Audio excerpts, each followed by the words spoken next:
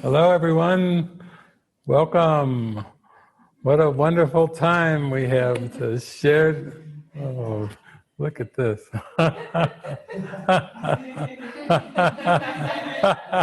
Everyone's happy. We're like a cheerleading section.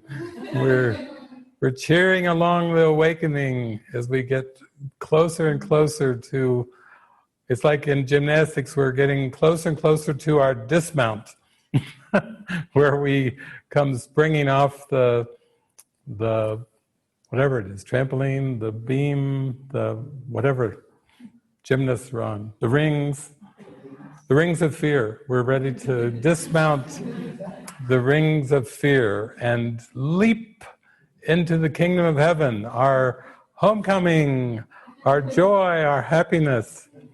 It seems like every week, every Wednesday, we get happier and happier and happier, and we have such a huge variety of movies that are taking us, that are just lifting us up higher and higher in awareness. And where else could you go to? A couple weeks ago, we watched what's it called, the Lego Movie. And tonight, Mary Magdalene. If you can go from the Lego Movie to Mary Magdalene, you can handle anything. Because we can handle lightness, joy, humor, laughter. We can handle great metaphysics. We can handle wit. We can handle anything that the Spirit gives us to lift us up. And so we were looking at the themes, because you all sent in voted for your themes and your topics. And in the English poll, we came out with, number one was communication, by far, actually, way on top. And then second was devotion. And the third is pride. So I think those are all huge topics. Communication, devotion, and pride. And then in the Spanish one, we actually came in with number one, sickness, body symptoms. Well, that's pretty far ahead, 21. Pretty far ahead. Sickness and body symptoms. Communication came in number two, and devotion came in three. So actually, we were praying, and we really needed to come up with a movie that could accomplish the all-inclusiveness of everything from communication and devotion all the way across to body symptoms. And there's obviously, that's calling forth a Jesus movie, because to Jesus, there was no order of difficulty in miracles. So if somebody had a little bit of resistance and maybe what we would say the opposite of devotion, they just were kind of scattered and resistant, or people seem to have body symptoms, leprosy, palsy, all types of diseases, or even possessed by demons, or dead. People ask me sometimes, David, what's the worst form of sickness? I say, well, death. When you're deader than a doorknob, that's pretty sick. That's kind of the extreme of how bad is it? Dead. How dead? Dead for 3 days. Smelly, grave clothes are smelly. What do you mean dead for 3 days? In the tomb for 3 days. That's the most extreme form of sickness. A corroding body that smells and is in grave clothes in the tomb. And Jesus, what? No order of difficulties. Lazarus, come forth. So that's why we're showing the movie tonight, because we want to be able to touch on all the topics that have been presented and bring forth the beautiful teachings of awakening. I was also sharing, when I read about the sickness and body symptoms, I was sharing that all sickness is mental. So sickness is mental illness. That's something we have to learn very carefully from Jesus, because we make these categories in our mind for mental illness and physical illness. And Jesus says, no, it's just one category. It is all mental illness. All illness is mental illness.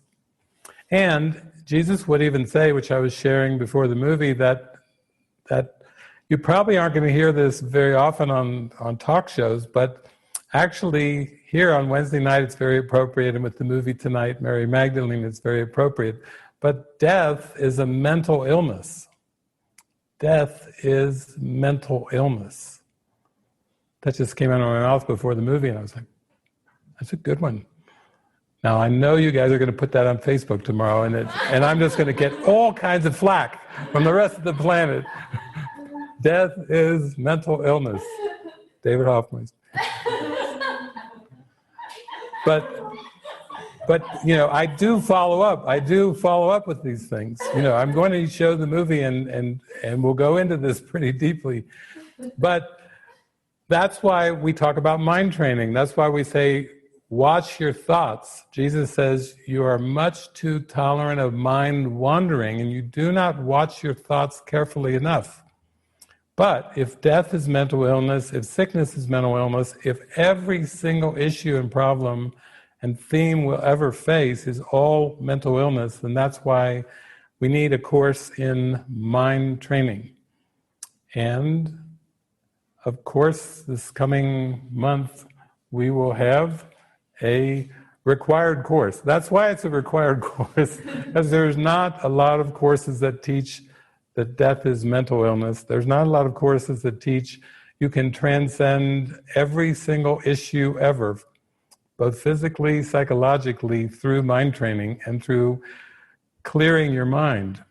Also, I remind you of the Beatitudes, where Jesus said, "Blessed are the pure of heart, for they shall see God." There it is. That's it again. Purification. Miracles are everyone's right, but purification is necessary first. So everyone's entitled to miracles, but purification is necessary first. You can't have a mind filled with miracles if you're fearful. So it doesn't mean that you have to be completely free of fear before the miracles start to happen in your mind and in your awareness, because there would be no point. If you were free of fear, you wouldn't even need miracles. They wouldn't even be necessary. You would just be who you are as God created you. But this is all part of the process of learning to open up and to be willing to be free of fear, even for an instant, so that you can experience the miracle. And then once you experience the miracle, you'll be so drawn to it and so attracted to it that you will open even more and experience many, many, many more miracles. And then that will just lead you on toward the light. So another reason I really felt guided to show the movie of Mary Magdalene, because it has so many benefits as a teaching movie. We looked at another movie, Risen, which is a spectacular movie. I remember I watched that, and that my heart just flew open, and I really like, it kind of looks like a Mexican Jesus in that one. And he's very calm and peaceful. He's not like flailing about and, seeming to be harsh. He's really kind of he's a mellow guy. He's like a Mexican Jesus, and I really like that portrayal of Jesus. But actually, as a teaching device for communication and devotion, I think this movie with Joaquin Phoenix playing Jesus, and is it Runa Mari playing, who's Joaquin's wife, I think, in the world term. He's playing Jesus and she's playing Mary Magdalene. And I particularly like this movie because everyone who seems to come to this world and who is sleeping and dreaming that this world's real has the task of exposing the ego's belief system, seeing its nothingness, and awakening to heaven.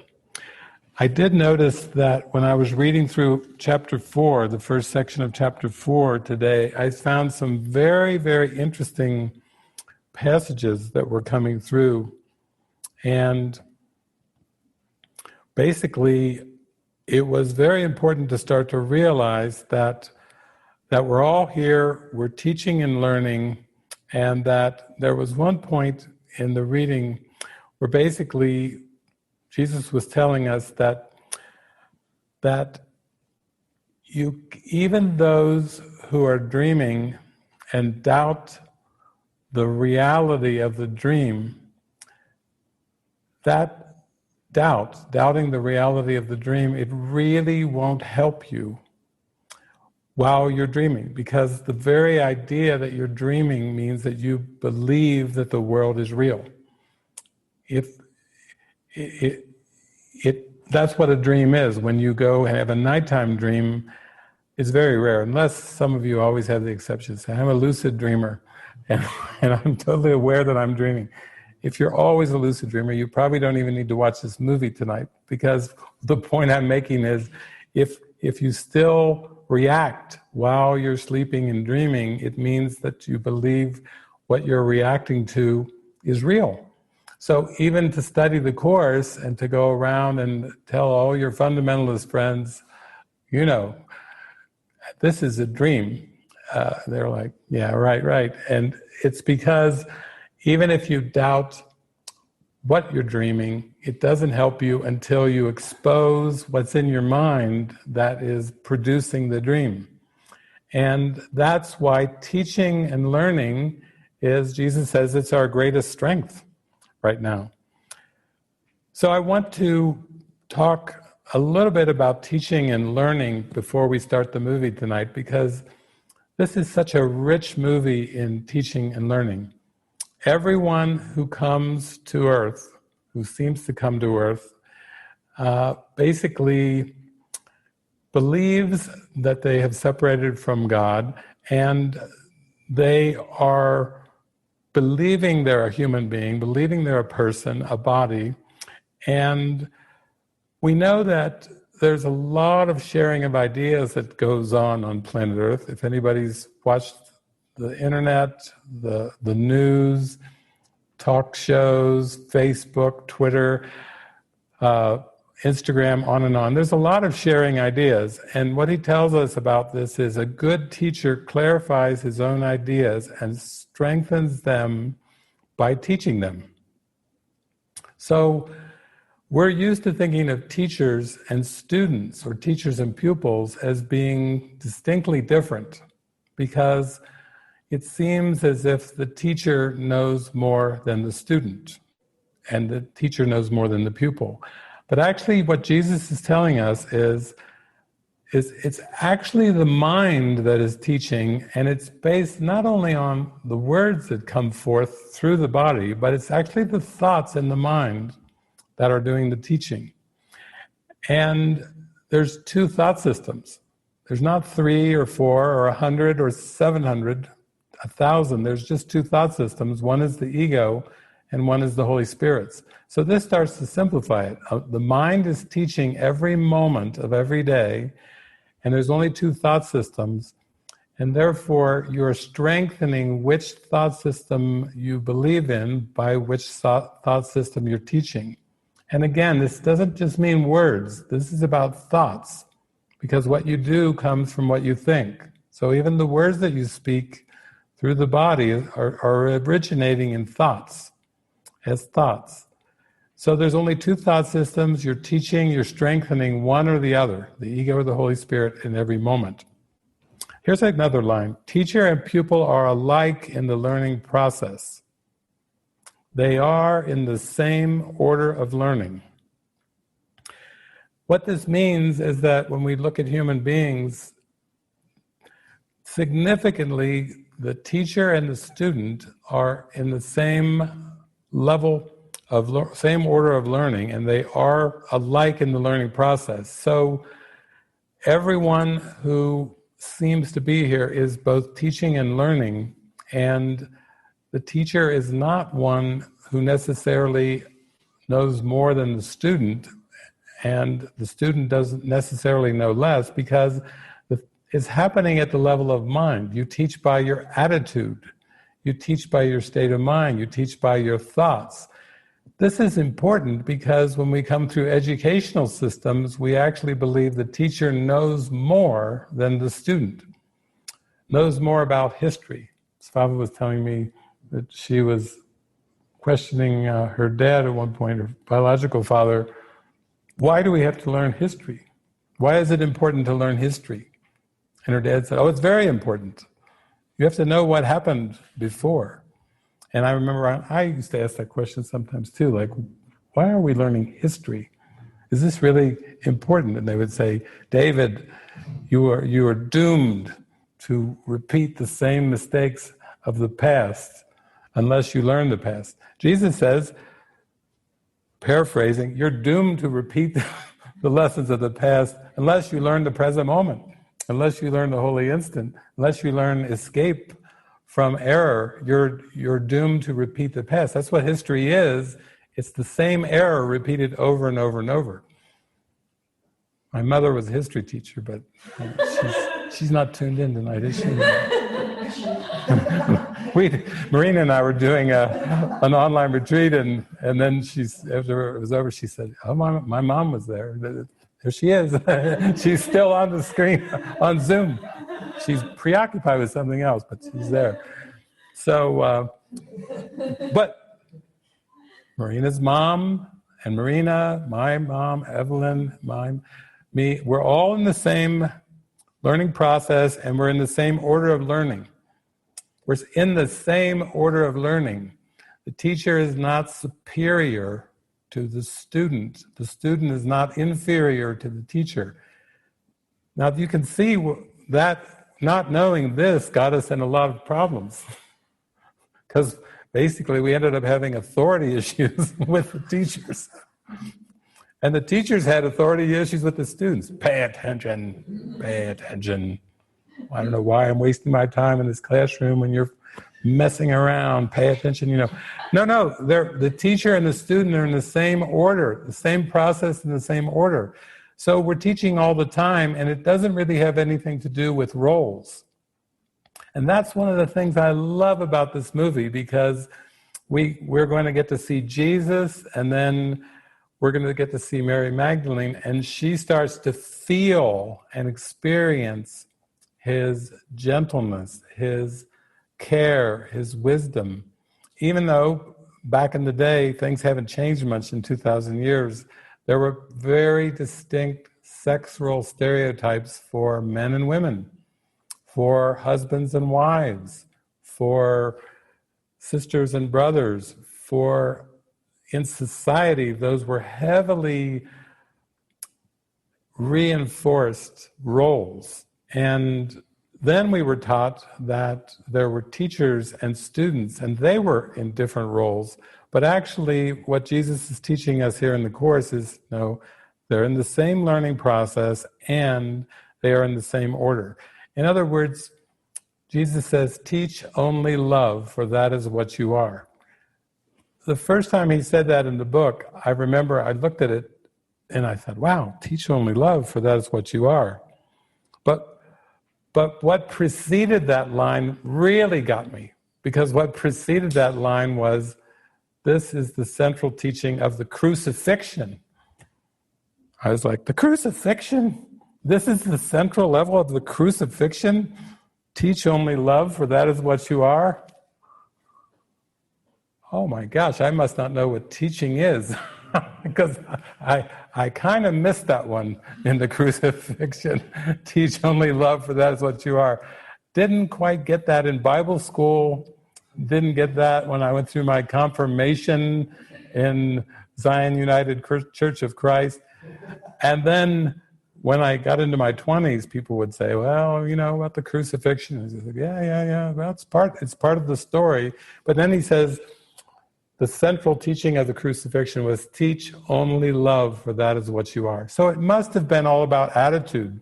It must have been all about demonstration and thoughts, because how is a body with nails stuck into it, bleeding on a cross, how is that teaching only love? Well, He's telling us, yeah, maybe you should learn a little bit more about teaching and learning. Because if you think teaching and learning has to do just with words or bodies, you're not gonna see that it's all mental. Jesus has been telling me this for about 25 years. He's been telling me that I'm mental. And I said, what do you mean I'm mental? He said, you're mind, holy mind, purely mind. You've always been a mind. You've never been a body. You just believed you were in a body, and you believed you were with other bodies, and you believed in time and space. I saw a great quote today from Ken Wapnick. I think it was on maybe Twitter or something, but it was a great quote where he was saying that it doesn't matter if you think the world is a bad or an evil place, or a good and a wonderful place. You still have a problem if you believe the world is a place at all. Whoa, Kenneth. Kenneth is with us tonight. There's a score, slam dunk on the ego. You still have a problem if you believe that the world is a place. Why? Because the world is just a thought in your mind. And that is the ego. There is no world. Actually, Jesus says this in lesson 132. There is no world, exclamation point. So Kenneth scores. Slam dunk. If you think the world's a place, then it's in your face with the ego. But if you really get into your joy, your happiness, when you really go fully into your purpose, and you go so fully into it, you go into a mystical experience, then you'll really realize what that means, that the world is not a place. I mean, even in Christian songs, sometimes heaven is still described as a place that you'll go to. But whoa, this is like a double reverse, double backwards. The world is not a place either. It's a thought in your mind. And that's why you can escape it so easily. If you can think the world up, you can certainly unthink it. You can certainly be still and know that I am God. You can come back to the stillness. And you might say that the ego is just a thought, but that is a thought that doesn't have a source. I do get that quite a lot, where people say, who created the ego? What is the source of the ego? I said, it doesn't have a source. What do you mean it doesn't have a source? Everything has to have a source. Yeah, but the ego doesn't have a source. It's a bastard child. It has no parents. But it's more than that. Not having a source means it can't exist either, because only that which God creates, only love creates like love. So they always tell me in relationship, opposites attract. Well, not in metaphysics. There's love, and everything, all creation is just coming from love. So you could replace all those sections in Genesis and the beginning of the Bible, the begats, with God is love, God creates Christ, Christ is love, Christ has creations, Christ's creations are love, love creates love creates love. Instead of this person begets this person begets this person, those begats, those are just projections, because there's only God creates, only love is real. And this world is a hypnotism, a mesmerism, a faulty formulation of reality, quite faulty because it doesn't have any reality. It's temporary, it's ephemeral. It seemed to have a beginning and it will seem to have an end, but those don't even count, because only the eternal is real. So I really like it that the teacher and pupil are alike in the learning process, because tonight we get to watch Jesus, the apostles, Mary Magdalene, and we start to realize they're all in the same learning order. They're all just teaching what they would learn. And it's not just Jesus that's doing the teaching. Everyone's teaching, because everyone is mind, and the mind is teaching what it would learn. As it goes on, we see that Jesus says nothing can reach spirit from the ego, and nothing can reach the ego from spirit. Spirit can neither strengthen the ego nor reduce the conflict within it. The ego is a contradiction. Yourself and God's self are in opposition. He's saying yourself, small s, the personality self, the ego self, the tiny self, and the God's capital self, the reality of what God is, are in opposition. They are opposed in source, in direction, and in outcome. They are fundamentally irreconcilable because spirit cannot perceive and the ego cannot know. They are therefore not in communication and can never be in communication. This is the first section of chapter 4 on teaching and learning, right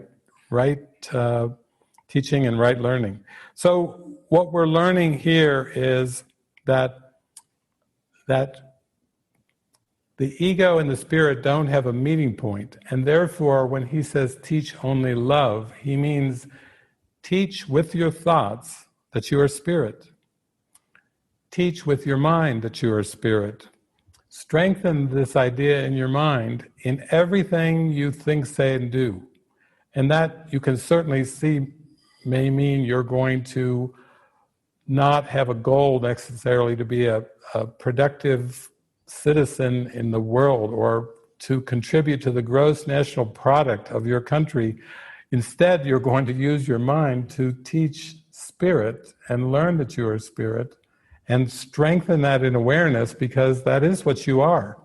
And that should actually dawn on you at some point that it's easier to teach and learn that you're spirit than it is to try and teach and learn that you're a body.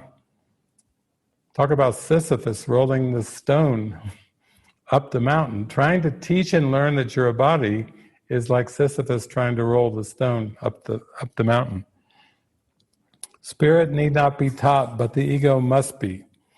So we teach and we learn with these beautiful ideas that we're given. That's why we do the lessons. That's why we read the text, the manual for teachers.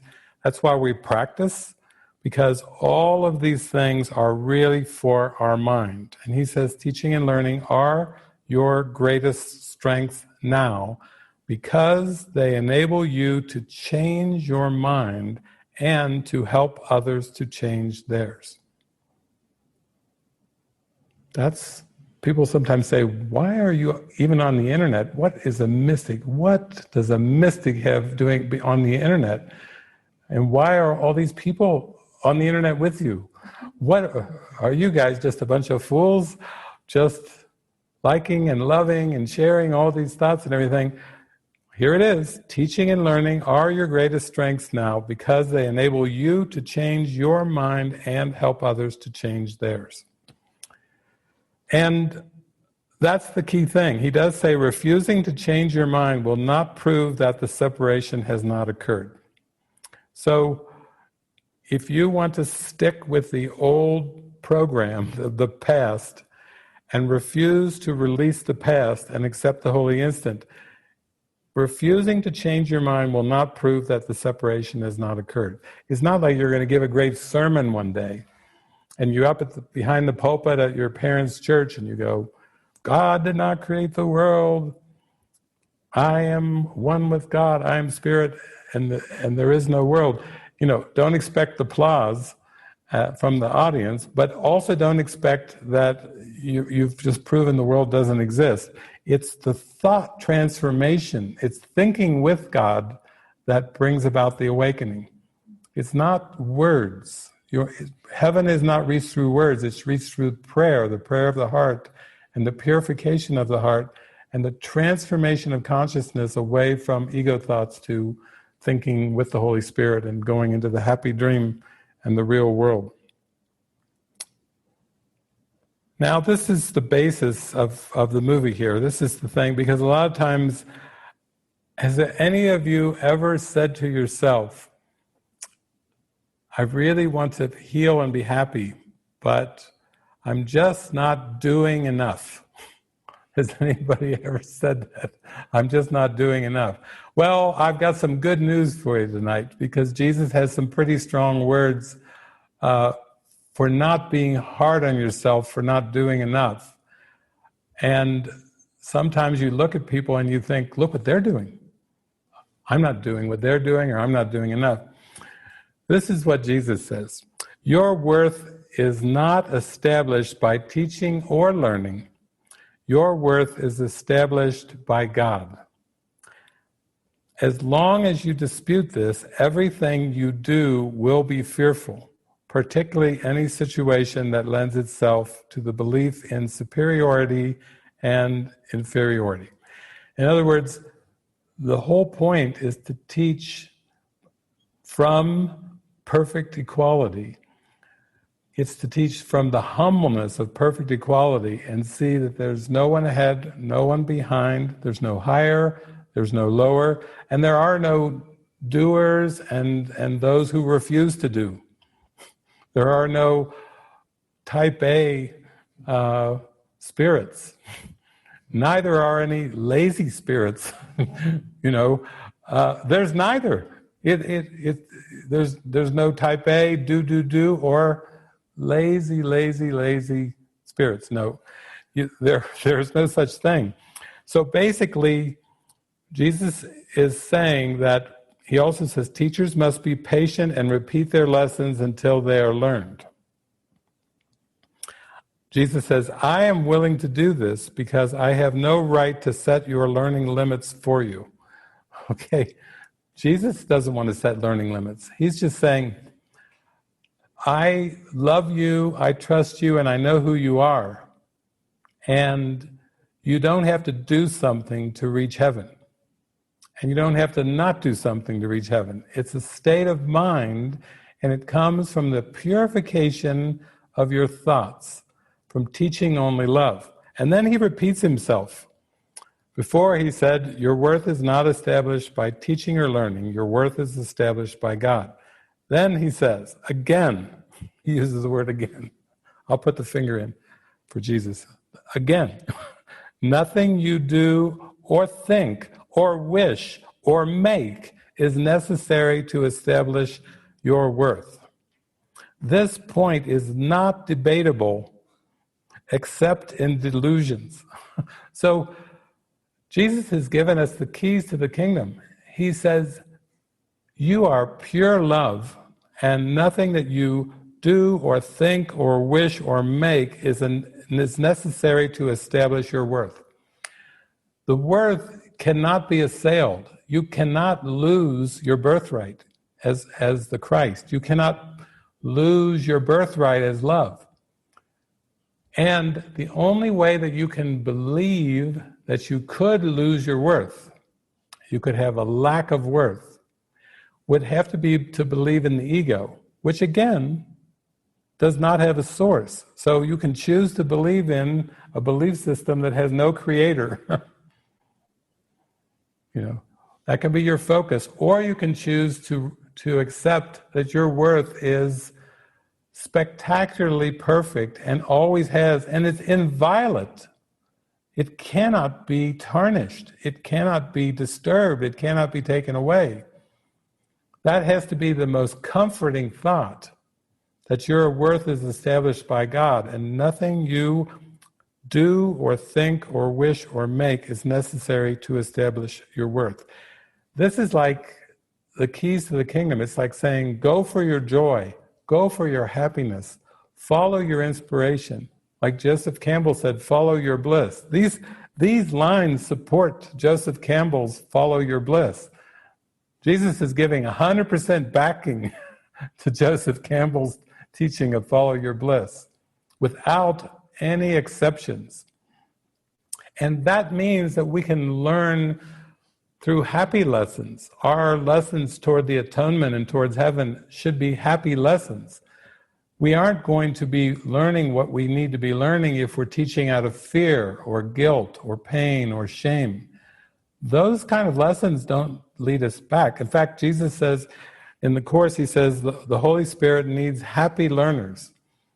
That's another great teaching of how you reach heaven, through happiness. You wouldn't reach heaven through pain, through guilt or shame. You would reach it through happiness. So I'm happy to say that it seems like every Wednesday and every Thursday and Friday, we're getting happier and happier and happier. This is like a party. Because the more we go into this and we watch all these movies, we're getting more and more convinced that happiness is the way. I think intuitively we knew this, right? How many of you knew happiness was the way?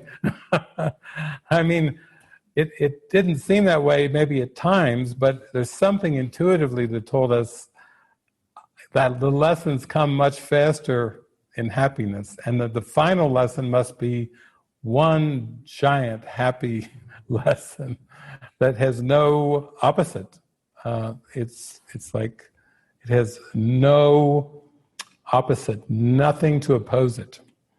So that's a great setup tonight, because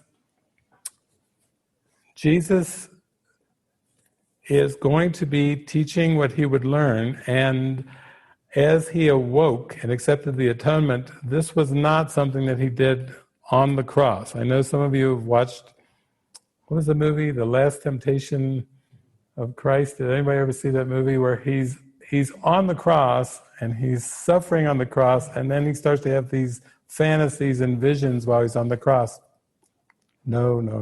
This is not the lesson. Any of you are a Temptation of the Christ fans, sorry to downplay, throw water on your movie, but no, Jesus was not on the cross trying to overcome the devil. 3 years prior to the cross, when he was in the River Jordan, and the dove came down, and when he was baptized by John the Baptist, and the dove came down and landed on his head, and the voice from the heavens said, "This is my beloved Son, in whom I'm well pleased." That was like a symbol that Jesus, 3 years prior to the crucifixion in time, we're talking about that crucifixion, not the crucifixion in the mind, but in time, this is all time symbols. The crucifixion is the belief that you could separate from God. The atonement is the correction that leads to the resurrection. And in time, Jesus realized that he was one with God, and then he called his apostles, and then he had his teaching ministry of healing the sick, raising the dead, and in the end, going through a crucifixion scene and a resurrection scene. All of that was just a little story, tiny little storyline, but actually everything that is valuable occurs in the mind. So that's why Jesus could say that the central message of the crucifixion was, teach only love, for that is what you are. It's in the mind. Tonight we'll see him traveling around Galilee, and I particularly like this movie because when Mary Magdalene meets him, she is very drawn to his teachings. She is extremely drawn to his teachings, and yet she is teaching what she would learn, and she has a self-concept of being a woman, of being a daughter, of being a sister. And back in those days, again, the sexual stereotypes are very strong with that self-concept. So for her to leave her family behind and to follow Jesus, that was a big leap of faith. That was a very big leap of faith. There's no doubt. That's one of the greatest things. I don't think I've ever seen a Jesus movie that goes at this topic, because most of the time it's not even mentioned in the Jesus movie. We don't even have any semblance. Even in the Bible, Jesus seems to be born with a virgin birth, and then bingo, he's 12 years old and he's teaching the rabbis. He's talking with the rabbis in the temple when he's 12. And then his parents come there and, for Passover, and then they have a little caravan. They start heading back, to where they're living. And and then Jesus is left behind, and then he utters the famous line, "Don't you know I had to be about my Father's business?" Which for a 12-year-old, that's probably the biggest thing in the Bible for undoing the self-concept. When you're 12, Seema's watching. If your son had said to you, Seema, when he was 12 years old, you said, finish your plate or no dessert, and don't forget to take out the garbage. And he said, don't you know I have to be about my Father's business? That would be a striking teaching. But he was already at 12, he was starting to teach what he would learn. He was really teaching the Spirit at age 12. Don't you know I have to be about my Father's business? That is not a 12-year-old speaking. All the mothers and fathers are going, yeah, that's shocking for a 12-year-old to say that. And yet, as he continued on, he had to continue to strengthen the Christ idea in his mind so that he could accept it fully for himself. And with Mary Magdalene, that's one of the reasons I really feel to show this movie tonight, is that she's had a very hard life psychologically. Her father, her brothers have wanted her to get married because that's part of the way it's supposed to go in this world. For a girl growing up to be a woman, you have a husband, and then you have children, and you have eventually grandchildren. This is part of the systems of the world. And Mary Magdalene, we could say, there are other saints and sages in India and other places that have gone through these same steps, but we're just using Mary Magdalene's story here as a teaching device of teaching what I was just sharing with you that Jesus was sharing in A Course in Miracles. Her father is more passive. He's not too thrilled, but he loves his daughter. And so we can't say he's like fully supporting her in terms of following Jesus. That would be an overstatement. Her brother is quite angry. The idea that Mary will turn her back on her family and on her parents to follow this long-haired guy who happens to be passing through Magdala and doing some teaching sessions. This has happened to me a few times too. Actually, over the last 44 countries and 25 years where I go, I'm in a nice little small village somewhere, I'm having a beautiful teaching session, and then someone's eyes start to light up, like, oh my God, and their heart starts to swell, and then they go home and they go, I have seen the light, and their parents say, oh no, some guy from America came through here, and oh no, this is terrible. Because the world was made to teach the self-concept of the body and the person. So I shared recently on an online retreat where maybe it was a Wednesday or an online retreat where I said, this is the purpose of the world for the ego, that you come without a self and make one as you go along. Remember I shared that. You come without a self and make one as you go along. So all of the curriculum of the ego and all of the teaching of the world and this past idea of thought in your mind world that keeps repeating is to build a self-concept that fits with the world. So you want to become a person, and you want to fit into the world, and you want to be a successful person, and you want to do a lot of good, interesting things and happy things before you die. Because the ego says you only get a little span of time between birth and death to enjoy your personhood. So, as the Bible says, eat, drink, and be merry, for one day you shall die. And Jesus is saying, that's not the curriculum you want to teach or learn. You want to teach that you're spirit, because you are spirit. When you're trying to teach that you're a person or a body, you're trying to teach yourself an impossible lesson. It would be like standing by a concrete wall and trying to use your skull to break through a concrete wall. That's ridiculous. That is impossible to use your skull to break through a concrete wall.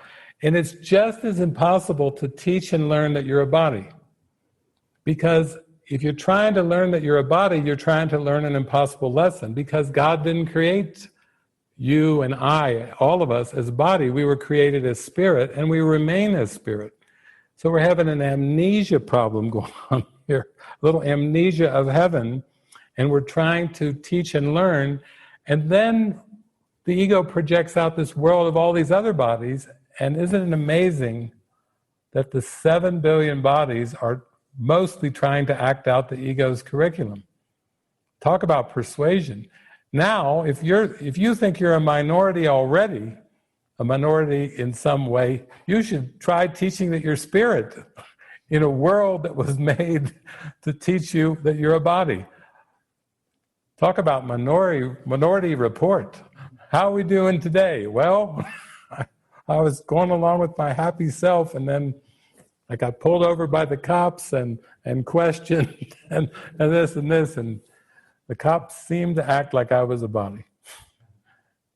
He didn't say, "Oh, Christ, how you doing today? Rejoice." This whole world was made by the ego to reinforce its belief system, and now Jesus said, "I am calling you out of the world." He wasn't saying he's going to come like on a white horse in the judgment day and come swooping down with a white horse with wings, and he's going to scoop up all the believers and he's going to let the other ones burn in the fire. He was saying, please join me in mind. Please join me by seeing that you have a beautiful mind, that you still live in the mind of God, and that you are perfect, pure spirit. And waking up to that fact is the resurrection. It has nothing to do with trying to hold on to teach and learn that you're a body. So with the stuff I'm sharing now you know why we're watching Mary Magdalene tonight. I don't know any kind of movie. I don't think Beggar Vance could handle this. This is the deep, pure stuff. And so we're showing this movie because Mary Magdalene then has to teach what she would learn. As soon as she starts to recognize it coming through Jesus, then she has to strengthen it in her mind, like all of us have to do. And we've got a great team here to do this. It's great. Last week, Susan Jameson was telling us about this arranged marriage and all of the things that she went through with this arranged marriage. So that's an interesting script. And then here you are now still teaching what you would learn and strengthening in your mind that you're spirit.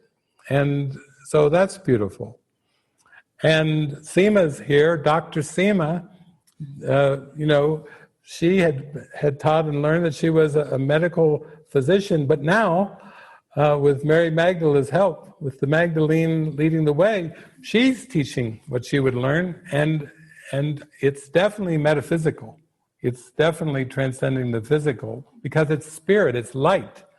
And teach what you would learn is doing that. So, there were phases there where you're doing some coaching and bringing the teachings into using the medical terms and the terms that people could relate to. But as it goes deeper, you can start to see what it's really about. It's like your mind is teaching what it would learn. And as you go more with Mary Magdalene, then it gets more focused on one thing. It's not about compromising.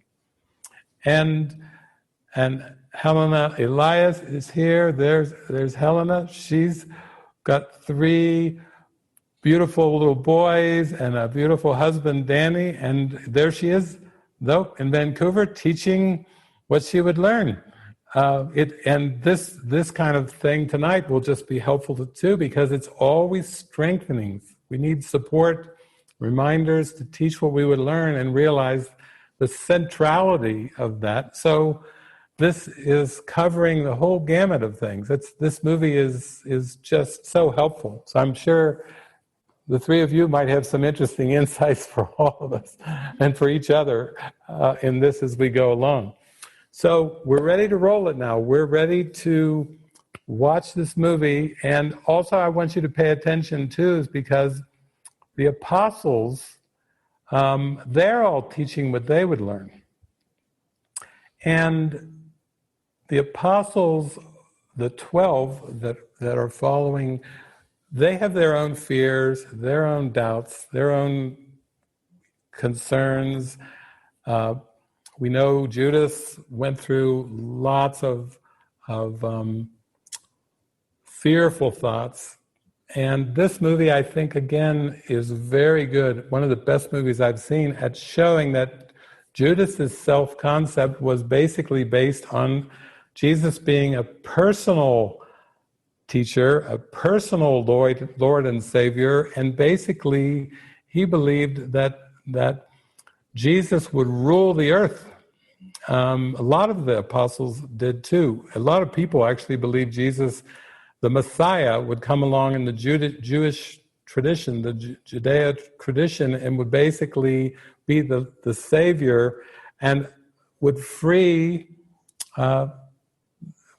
Judea from all invaders, from the Roman rule. They basically, when the Messiah came, a lot of them were sure if this Messiah came when Rome was ruling over Judea and Galilee, the Messiah would put those Romans, would put Caesar in his place. But that's all assuming that Jesus was a personal teacher, teaching a personal kingdom. And some of the apostles, but primarily we'll see in the movie Judas, have this strong sense that their idea of it's more of a political Jesus, more of a human, personal Jesus, not a Christ that is universal love, agape love. So these are egoic interpretations that are going to make it very difficult for many of the apostles all the way up to the end. And actually that will be part of their own suspicions of Mary Magdalene, because she starts to get this, I guess you could say she just starts to move towards open-mindedness, like maybe Jesus is teaching us about a kingdom. Maybe Jesus is teaching us about a reality, about a state of mind that is beyond this world. And that is moving in the direction of the kingdom in a very rapid way. She also had her body's eyes perceiving conflict, turmoil, a raging brother, a passive, non-committal biological father. She was still perceiving through the ego's lens, but she also is a great one to watch for teaching and learning, because she is teaching what she would learn, like all of us are. And we're all in the same order of learning, and we're all in the same process. So we don't have to see Jesus as the teacher, even though he's called Rabboni, and he's obviously is in a state of mind, but he's just teaching what he would learn. He's just keeping the Christ mind pure and inviolate by teaching what he would learn. He's just extending the Christ light. He's extending Christ ideas. And in doing so, he is keeping himself invulnerable to the ego and invulnerable to the world. He's under no laws but God's, because he's teaching the Christ, and he's teaching nothing but the Christ. But everyone is teaching and learning all the time. So that puts it back on, am I going to be devoted and teach what I would learn? That's where the devotion really is. It's not a loyalty to a body. It's not a loyalty to something in form. It's actually, Jesus is saying, be loyal to your mind and to its allegiance to God and love and light. Be loyal to teach what you would learn. Stay loyal in that. And that will be your safety. That will keep you invulnerable. That will take you to the inevitable awakening of knowing yourself one with God. But don't be tempted to start making it personal, because if you start to see even Jesus in purely personal and body terms, then you won't get the lesson of pure spirit, because that's what the I Am presence is. It's absolutely pure spirit and nothing but spirit. So that's why we can't try to mix the ego with it. And we can't try to feel that somehow the ego can be salvaged, because you cannot salvage a death wish. You can just see its impossibility, but you can't actually salvage it. So I will pop in, but I wanted to give you a really strong setup for this movie. So you see this story of Jesus and Mary Magdalene like you've never seen them before, like they're just reflecting back to you your mind.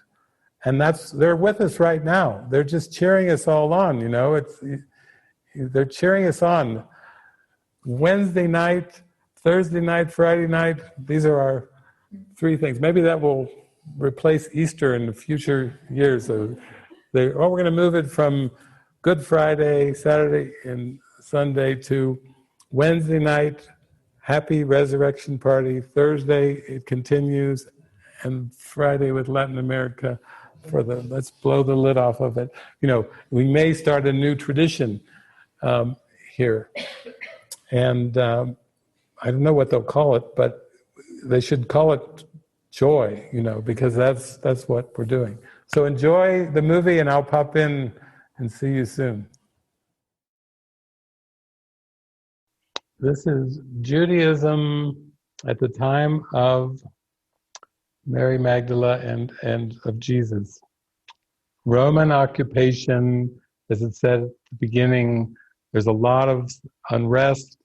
There's a lot of hope that the Messiah that has been prophesied will come and free the Jewish people from and their land from Roman rule. So you can see in that context, there's still very much the linear political landscape of things in the perception. Things haven't really changed in 2,000 years. In 2020, we're dealing with the same thing, you know. So it just shows the ego just keeps repeating time over and over in certain things. You know, people are saying we want to be free, and there has to be free, and this seems to be the world is blocking that freedom. Also, Judaism is basically monotheism. So basically, this is a culture on earth and a group of people that believe in one God. That's actually a great advance to come to the idea of one God, because there have been many cultures that have more of a pluralistic view of God, and you can see it on their faces as they come together in their synagogues to pray. You can see that there is a very heartfelt prayer to God, and the prayers are always for peace, for healing, for freedom, and this is really a beautiful thing. This is the context we have for Mary and for Jesus at that time on earth. And admittedly, where the problems come in is where, along with this one God focus, comes a mix of a lot of traditions, rituals, sexual stereotypes, a lot of do's and don'ts, you know, including the 10 Commandments. You know, there are 10 rules for them to live by. And generally, though, if you really look at planet Earth 2,000 years ago, basically you see monotheism and you see this real focus and devotion on worshiping and praying to God for help and guidance and healing. And it's just these other things that get mixed in that seem to bring in the conflict. That's just always the way it is. Your mind, as it was created by God, is just pure spirit. But when the mind believes in the ego, then it introduces these time elements and these body elements that are judgments and conflicts into this sleeping mind. And that's why there's a strong need for purification. So you can just see it. Mary's in there, and she's praying, and they're all praying, and they're all praying for help, and they're all praying for peace and harmony and joy, and yet the whole journey seems to be a sorting out in the mind of these two thought systems, ego and Holy Spirit, and she's going to have to confront within herself the belief system that has to do with the most basic things of being a woman, of being a daughter, of being a sister, of her family, of her friendships. All the things that make up the self-concept have to be brought to the light of truth. The whole journey is bringing the illusions, what the ego made, the concepts, the beliefs of the ego, to the light, and then they disappear as you bring them to the light. It doesn't work to try to bring God into the world or bring God into your self-concept. There have been many that have tried that, but ultimately you do find that there's still anger, pain, shame, guilt that still comes up from the unconscious mind as long as these concepts have not been raised to the light.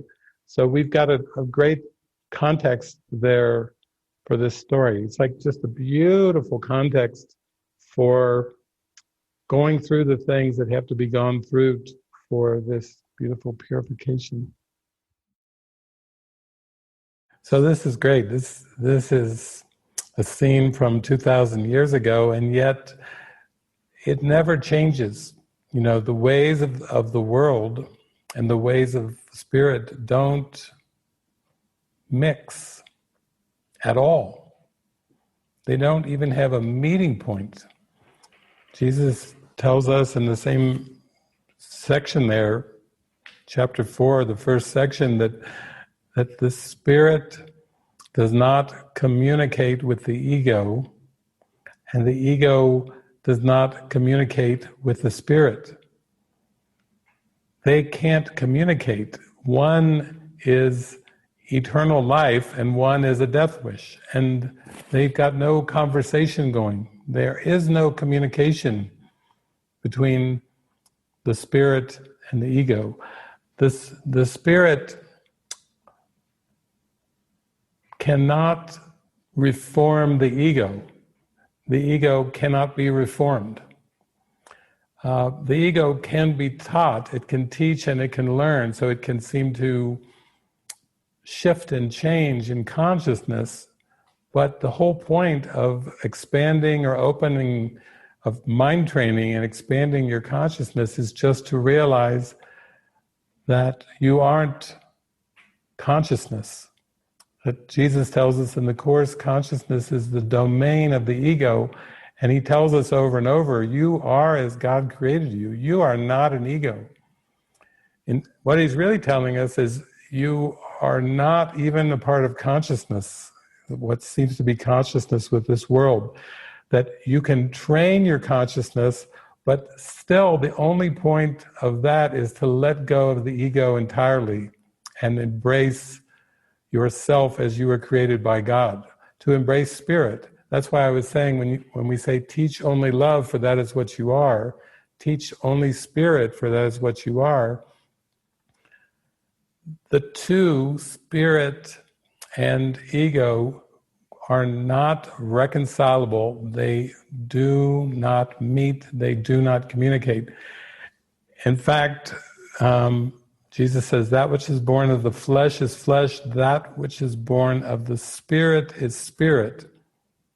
And in St. Francis, in the movie Brother, Sun, Sister, Moon, he repeats this beautiful phrase from Jesus, and then he says, I now am born again. There it is. St. Francis is giving his allegiance to the Spirit when he says, I now am born again. So this is a scene from 2,000 years ago, and you can see when Mary is supposed to put on this pretty dress and go through the whole ritual of marrying Ephraim.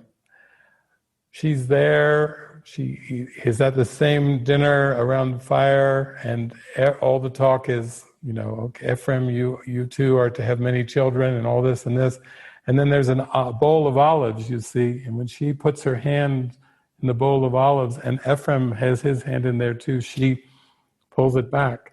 She's having a deep inner calling, an inner experience that her life is not meant to be of this world. And that's why she's Mary Magdalene. That's why she's very, very well known now as one who was very, very, very close to Jesus. I actually had an honor some years ago to go to southern France and be taken up to the grotto or the cave where Mary Magdalene lived in the later part of her life. A group of us hiked up the mountain, and I went down into the cave, and I went right down deep into the cave where Mary Magdalene lived, maybe we'll say the last 30 some years of her life, in deep, deep prayer and devotion to Jesus. She would sometimes come out of the cave, and she would go stand on top of the mount that was right over the cave, and just go into communion with Jesus. That was her later part of her life. She had her years with Jesus, which we'll see the beginning of right here. She had the years of teaching like a Greek temple in southern France, over closer to the water, Mediterranean, for a period of years. It's like 3 segments: the time of her family, and then the time with Jesus, and then the time of traveling across the Mediterranean and doing teaching. She had an amazing teaching going on for a couple decades, 2 or 3 decades at this Greek temple, and then the later years of her life just spent in deep communion and silence, where a friar would bring her some food and make sure she was okay if she needed any firewood or food. Very deep. I was in that cave, and it was just this huge, deep experience of love and connection. And yet, right here in this scene, we're already seeing what Jesus would later say, "I am calling you out of the world."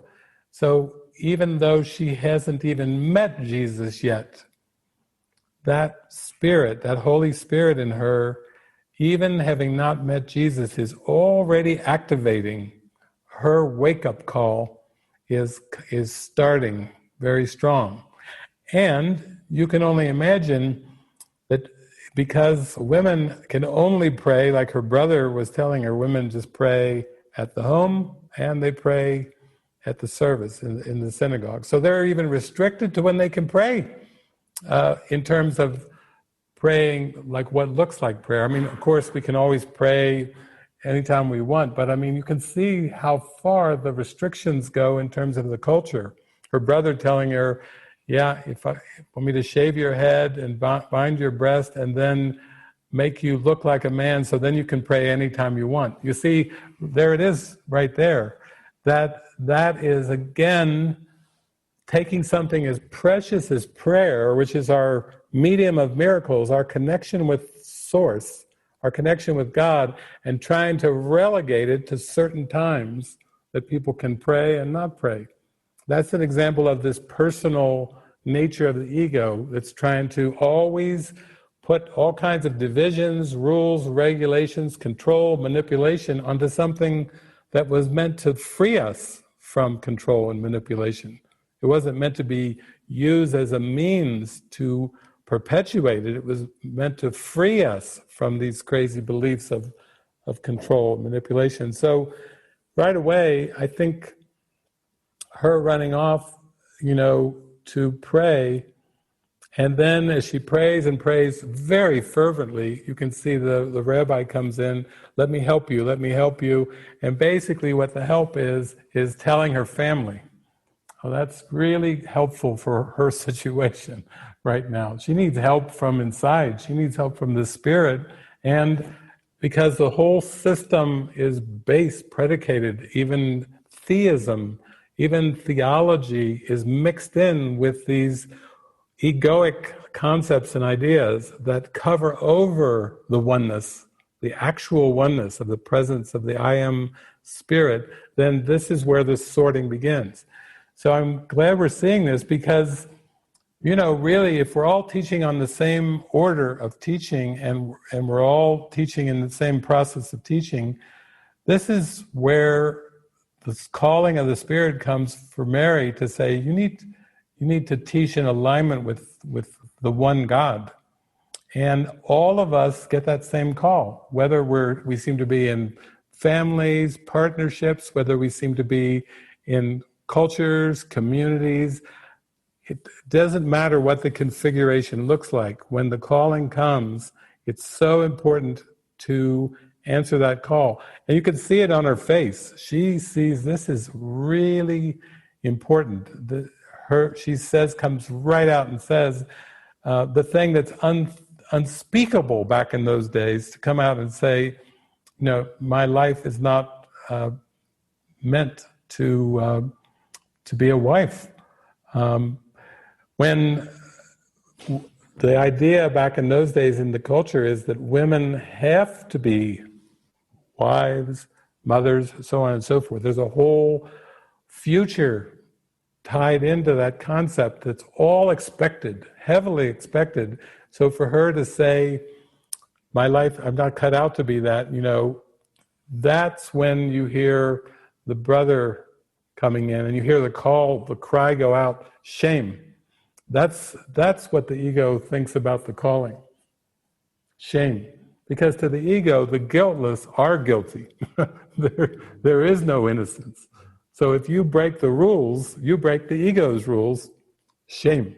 Shame with an exclamation point. And then, if it's not enough when she's leaving the synagogue to hear shame screamed, and then you get home and then you get your brother in your face saying, you brought shame, on your mother. You brought shame on the family. This is what you will face when you answer God's call. It may come from any direction in any place, but the ego will play its shame card. It will play, if it's a poker game, it's going to pull out the blue chip. Maybe a red chip is like red like blood, the shame chip. And it will pull as many chips as it wants. Don't think it's just going to play one card. It's going to play the whole deck if you go for God. It's going to play everything that it's got to say, shameful, guilty, how dare you, you're turning on your family, you're betraying. It's going to use everything that it can because the ego only wants to perpetuate itself. It's a death wish. It believes that death is reality, and it will perpetuate its death wish with everything that it can. Also, the ego doesn't have many different tenets. Now that the movie Tenet is out, it doesn't have many different tenets. It basically has one, death. If you want to look at different aspects of that death wish, you could say, there's shame, there's guilt, there's pain. It's got fear. There are all different aspects of it. The ego is the belief in sin. Sometimes people who are into the Course, they don't even like if I even say the word. Like, David, hush up, don't say that word. Bad word, 3-letter word. Don't. But actually, I've even heard Christians who will say, the Course is ridiculous. The Course says there is no sin. And actually, Jesus has quite a lot of things to say about sin. It's basically like the Aramaic is missing the mark. But what Jesus says is, you can make mistakes and you can make errors, but there's one thing that you cannot do, and that's sin. Jesus is so firm on that. He says you may make mistakes and you may seem to have errors, but you cannot sin, because what is sin but the belief in separation from God? And Jesus goes, no way, Jose. You can believe that you separate from God, but that is an erroneous belief. That is a mistake in identity. And mistakes not only can be corrected, but the Holy Spirit has already corrected that mistake. that sin baby is gone. It's already out of there. It's gone. And now, if you choose to continue to believe and give your mind's allegiance to the ego, it's just saying you wish to hold on to this belief in separation, or you wish to hold on to sin. But sin is not to be worshipped. It's to be exposed and released because it's not real. So again, in heaven, there is no forgiveness because there's nothing to forgive. But if you believe in the ego, there's the forgiveness opportunity. The ego is the forgiveness opportunity. The ego is sin. So the ego is the opportunity to see the impossibility of sin. Now that really helps us out, because a number of you maybe were even raised in Christianity. I see ACs there, Mormons. We have different types of Christians and Christian branches and different ones. But most all Christian branches all talk about sin, right? That's like, if you grow up Christian in this world and you've never heard the word sin, it's that would be very strange. But we have some people like Frances Zhu, she grew up in Beijing, China, and she didn't grow up in a Christian tradition, She didn't even know about the Beatles.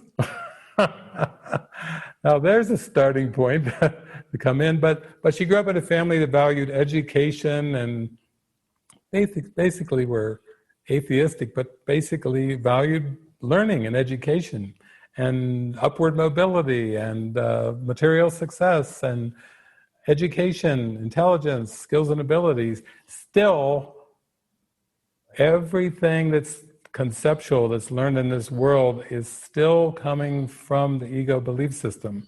And remember, the ego belief system and the spirit don't have a meeting point. So when Buddha said, empty your mind, he meant it. When Ramana Maharshi said, empty your mind, he meant it. And when Jesus says, be still and lay aside all thoughts that you've ever learned before, all thoughts that you've learned, the good, the bad, the right, the wrong, hold on to nothing, he means it, because spirit is real, and the only way to find eternal happiness is through spirit. So I'm so glad that we have this Mary Magdalene movie, because I've watched a lot of Jesus movies in my life. I can't even count them on how many, 2 hands, 3, how many times I've seen a lot of Jesus movies. And here we are in this movie already, we're just barely into it, and already she's having to confront one of the most deep societal beliefs of her identity. And we didn't see this in the other movies. We didn't really even see, they didn't show Jesus, the teen years. Wouldn't that be nice, huh? Maybe we should do that movie, Jesus, the teen years, Jesus, the 20s, the roaring 20s. You think he had to face the belief that he was a man? Oh, yeah. The belief that he was a son? Mary's just doing it from the female angle for us all right now. But Jesus had to go. We just haven't seen the movies. None of us have seen. I would have gone to see that movie. What's showing at your confirmation when you're turning 18? Jesus, the teen years. Oh, that's perfect for me. I'm 18. Got to go through this confirmation, memorize all these Christian things. I don't even know what I'm doing here. Show me Jesus, the teen years. That would have been nice. We do have the Urantia book, so we get a little snapshot of some of this stuff now, but that was not taught in my Christian denomination. They were not teaching out of the Urantia book. I had to discover that many years later, when I was asking Jesus for some help on all this. Can you give me some examples? This course is pretty steep. Can you give me some examples? So when I had my first students, I took the last section of the Urantia book, which was called The Life and Teachings of Jesus Christ, and I took all of the writings of it, and I made the letters a little bit bigger than in the book original, and I made a book, and I put little salmon-covered covers on it, and I drew a fish on it, and I called it the Fish Book. Why? It's because and I should say mostly I had Urantia book, Life and Teachings of Jesus. I had some Course in Miracles quotes woven in there. I was already doing my editing. I was making a mighty Jesus book. You think the Bible's mighty, you should have seen a fish book. That'll knock your socks off. Then, and I put even a little bit of the Aquarian Gospel of Jesus the Christ, a few bits in there, and I made my own Jesus book. It was a big, thick book. And then when my Course in Miracles students would say, David, this course is it's like from another realm. It's like way over our heads. Like we read a few paragraphs and we go, what did I just read? It's too deep. It's too deep. It's too much. It's way too strong. This whiskey is way over my head. I cannot handle this. I'd say, well, actually I made a fish book. And they said, what? I said, I made a fish book with parables and teachings that give a much fuller context of the life and teachings of Jesus. Because Jesus tells us in the Course, as I've just recently said, you can learn from the experiences of others. And he says, you can learn from my experiences. So being a teacher, I thought, I'm going to make it very helpful. And then there was all kinds of things in there, all the backstories that nobody ever, it just wasn't taught. It wasn't taught. And I don't think it was, you're not going to find it that much in Judaism, in most religions of the world. I had to do my digging and be guided by Jesus to help fill in some things. So I would go through the Course, and then I would go through this book, the Urantia book, which I turned into the fish book, and I only made 4 copies. That's another question I get nowadays. Where is the fish book? I made 4, I went to the Kinko's or whatever the copy place was, and I made 4 copies of this, and maybe it's Cincinnati, if somebody makes it back in there into the... Eric used to live there. He was there a year ago or so. He was there stewarding the Peace House, but there may be in the library there, and there, I don't know if any of those 4 fish books, maybe 1 or 2 of them survived. Wasn't burned in a fire or burned by the government or something, But I'm just telling you this because it's an example of, this is why we're watching Mary Magdalene tonight. She's giving us our fish book right now. She's showing it, she's acting out the things that we all have to go through, and what Jesus went through and what the apostles went through. Mary Magdalene is giving us a glimpse into what has to be faced. When you're tempted to think, oh my gosh, I can't believe what a hard life I had, put yourself in Mary's shoes right now, 2,000 years ago. Helena's there with her 3 children, and Danny, she hasn't got to the boys and the husband part. She's taken it from the brother. She's taken it from the rabbi, just even with the thought of that. She's taken the shame thing full on, just from the thought of it. So this should be helpful for all of us. This is our modern day fish story. And if we just keep hanging out, I'll just keep telling, I'll tell more stories and parables. Maybe we'll discover the fish book and we can actually open it up and have readings from the fish book or something. But it's only to help you see that you have to loosen your mind from the ego belief system. That's the only purpose of all this. That's what the Course is. It's given it to you straight. Jesus does not really include parables in A Course in Miracles. He does mention the parable of the prodigal son, but it's just in passing. He doesn't really give you any of his full-on parables. You have to watch some of the Jesus movies for that, or read through the fish book, the Urantia book, to see those. So here we go. Now it's already starting to get intense for Mary, because she's just starting to get activated to her calling, and there's nothing that will stir up the ego more than the calling from God. Because the ego is the belief that there is no loving God.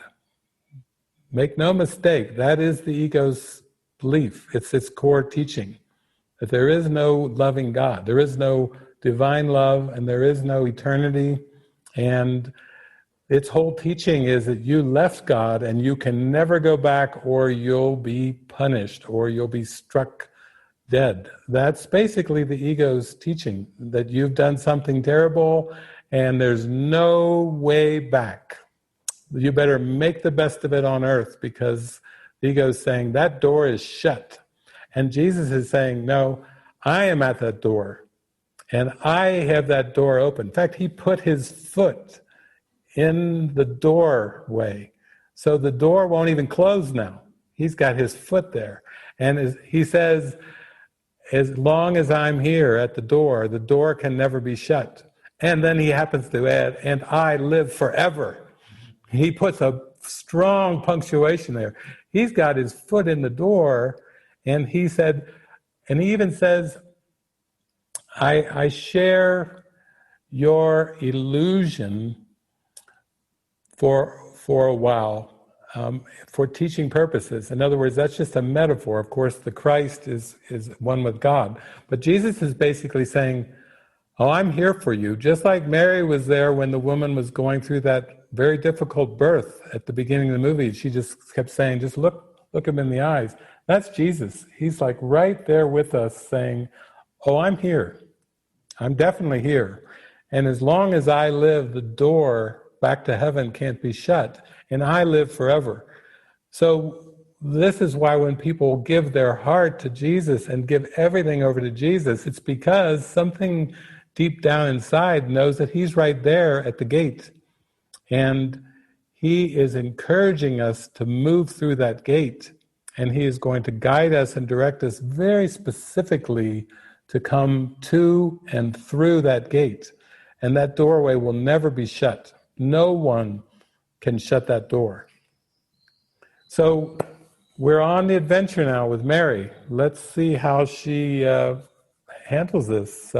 She hasn't even met Jesus yet. She's just dealing with the brother, the father, the rabbis. You know, she needs some support. We're looking for the rescuer to come in there to bring some big time help for her, because she's making a big commitment when she's going for her spiritual calling, and she needs somebody to really link up with here. And he happens to be in the same town. That's a very nice thing. So let me bring the healer. It's very close to Jesus literally coming into her life as a direct answer to her prayer of her heart. But again, now we see with the brother and all the men, they wake her up in the middle of the night, take her down, and just start dunking her, saying, you have something unnatural inside you. That's all they say. As the father, who she loves and adored her whole life, stands there. He just is completely silent. One of the men look like they have tears in their eye, and then the brother is just thrusting her down.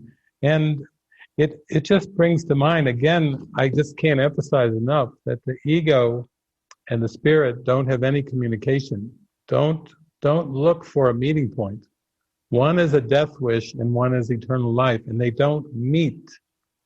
And as you start to teach only love, for that is what you are, and you start to teach spirit, you will have to face the obstacles that the ego raises up in your mind from the unconscious to try to stop you from going for eternal life. I remember back in it was in the 2000, something. I remember I was going to go do a tour up in Canada. I was doing tours around a lot of places. I'd already done some tours to Argentina and was traveling overseas, but I was up in Canada and I was up in Edmonton, and they said, David, you've been invited by the minister to come and teach at a religious science church. I said, oh yeah, I know Ernest Holmes, and they're very progressive church, very progressive church in Canada, and they want you to come and speak and maybe do a workshop or something, but they would love to come and speak to the congregation. They said, they're so progressive that this Christian church is doing like a 16-day ongoing workshop on Buddha. I thought, oh, I love those Canadians. A Christian church doing a 16-day, they're very progressive on Buddha, 16 days in a row. I'm like, okay, that sounds very open and everything. So I go to the church. This is where I met Jason Warwick for the first time. And I had 3 or 4 people traveling with me. And I go up there and I get up to speak behind the pulpit to the congregation. And I started speaking. And I don't know what I said in 5 minutes, but when I'm all fired up, a lot can come through in 5 minutes, even the first 5 minutes. So I remember I started speaking, and then 5 minutes into the talk, up at this very progressive Christian church up in Canada, in Edmonton, I see this elderly woman up near the front of the congregation, and she starts waving her hand. And she's going, stop, stop. Stop. I'm just 5 minutes. I'm just getting rolling in there. She says, stop, David, just stop. Stop it. So I looked at her and she said, you've been talking for 5 minutes and you have had nothing good at all to say about the ego. In 5 minutes, she finally, I just can't take it. Just stop and everything. She said, are you going to tell us something good if you continue? Nothing like giving a sermon and having it stopped after 5 minutes. Are you going to say nothing good about, have you got nothing good to say about the ego? So I just looked over and I had a glass of water and I just took a nice long sip of water, took a nice sip, and then I looked down and I looked her right in the eye and I said, the ego wants you dead.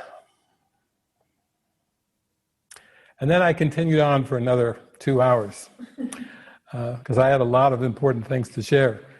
And it was interesting because when I got back to Cincinnati to my Peace House a week or 2 later, somebody sent me an email.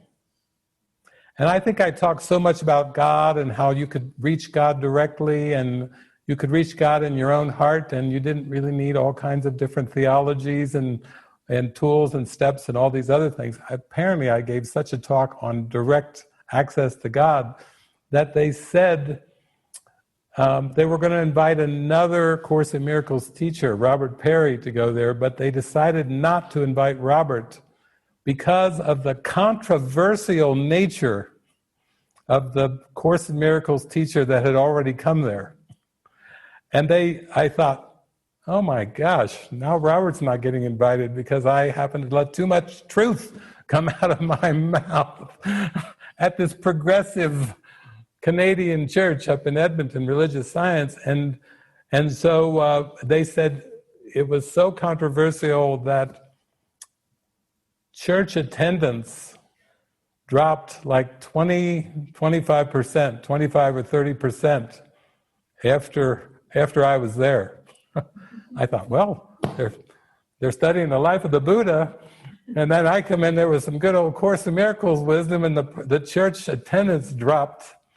Maybe people were taking me up on don't paint your face and go and preach and talk everything, but maybe you should go in your closet and pray to the Lord thy God and accept God in your heart, which is probably what my talk was about. I don't even know if they recorded it, but I remember the part, especially when the lady said, stop, in my glass of water. I remember that part. I was having some fun. But anyway, here we go. We see already with Mary Magdalene, she's just sleeping and she's already said the words, I'm not cut out to be married.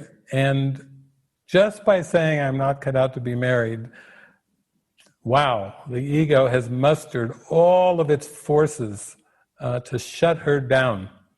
Just by saying something that simple. She wasn't preaching, she wasn't condescending, she just simply said, the Spirit spoke through her and said, I'm not cut out to be married, and basically now we get to see that the ego will go from suspicious to vicious if it is threatened. And she's very, talk about devotional, this is way at the beginning. She's already devotional because why would the ego get so stirred up about a woman who's devotional, except that they must felt like this must be real. Like look at her eyes. She really means it. She's got the faith of God inside of her, and they're just trying to beat it out of her, to push her, to halfway drown her, or to free her from something that they call unnatural. That's pretty vague, There's something unnatural inside of you, and therefore that's the justification for dunking her repeatedly under the water. That just shows you right there, that scene should stay in your mind. If you ever think, maybe you have this thought, maybe the ego isn't also bad. It's the belief that made this world, it's the belief that is blocking the mind from remembering its source. And that is not helpful. It's not a real belief, but the thing is, that's why we spend all this time mind training and exposing and giving all these examples and I've been doing these teachings for like 20, 25, 30 some years because it's important to see that you cannot mollycoddle the ego. You have to expose it and you have to see its nothingness. That's the only way to be free of it. You can't give it, even lip service doesn't work with the ego. You actually have to follow the steps that you're given in your heart, like Mary is going to show us. She actually is going to follow. Not only is she got activated, but now we're going to start to see in her life, she's going to actively go for God. And that's what's so great about this movie. That's what makes it a really good teaching device. She's not going to go at this half-heartedly. She is actively going for God because she feels it in her heart, and she won't try to compromise those deep feelings. She won't try to bury it or cover over. It's a pretty intense ride, actually, as we'll see. And I can speak from my experience, and I know you'll see it from Mary's experience, and we know it was for Jesus' experiences too. When he was going off and just praying in the desert, it was one thing to face the ego there for 40 days and 40 nights. But then when you go public, you better be ready for anything. Not that you have God with you, so, with God with you, nothing can be against you. But I'm just saying, don't try to minimize the ego. Don't try to just say the words and explain it away. It is something that has to be faced, because just doubting this world is not enough. You actually have to go through the instructions of the Holy Spirit and follow the guidance of the Holy Spirit to be free of the ego. So let's watch. Now, the best part has come. Shall I go get the healer? And you heard the Father's answer, yes. As his daughter is laying there totally despondent, she's literally shut down from the whole world, including her family at that point. And now they are saying, should we bring the healer? And then I want you to also see how gentle Jesus is. He really wasn't a preacher per se. He was just the sweetest, kindest, most loving, gentle I am presence you could ever think of. And it's not trying to bowl the world over. He's presenting the same presence to everyone that he meets. And of course, there are people like Mary's brother who's not interested. He's interested in the traditions of Judaism and fulfilling your obligations as a man or a woman to your family and to your religion. But there are a sprinkling of people that actually are drawn to a better life, a better world, a different way, a sense of peace. And now Mary gets to meet Jesus directly. You see, the activation is already coming. She intuitively felt there are too many here. So everyone is in the same order of teaching and learning, and now that she's been activated, she's been drawn to him, she goes down.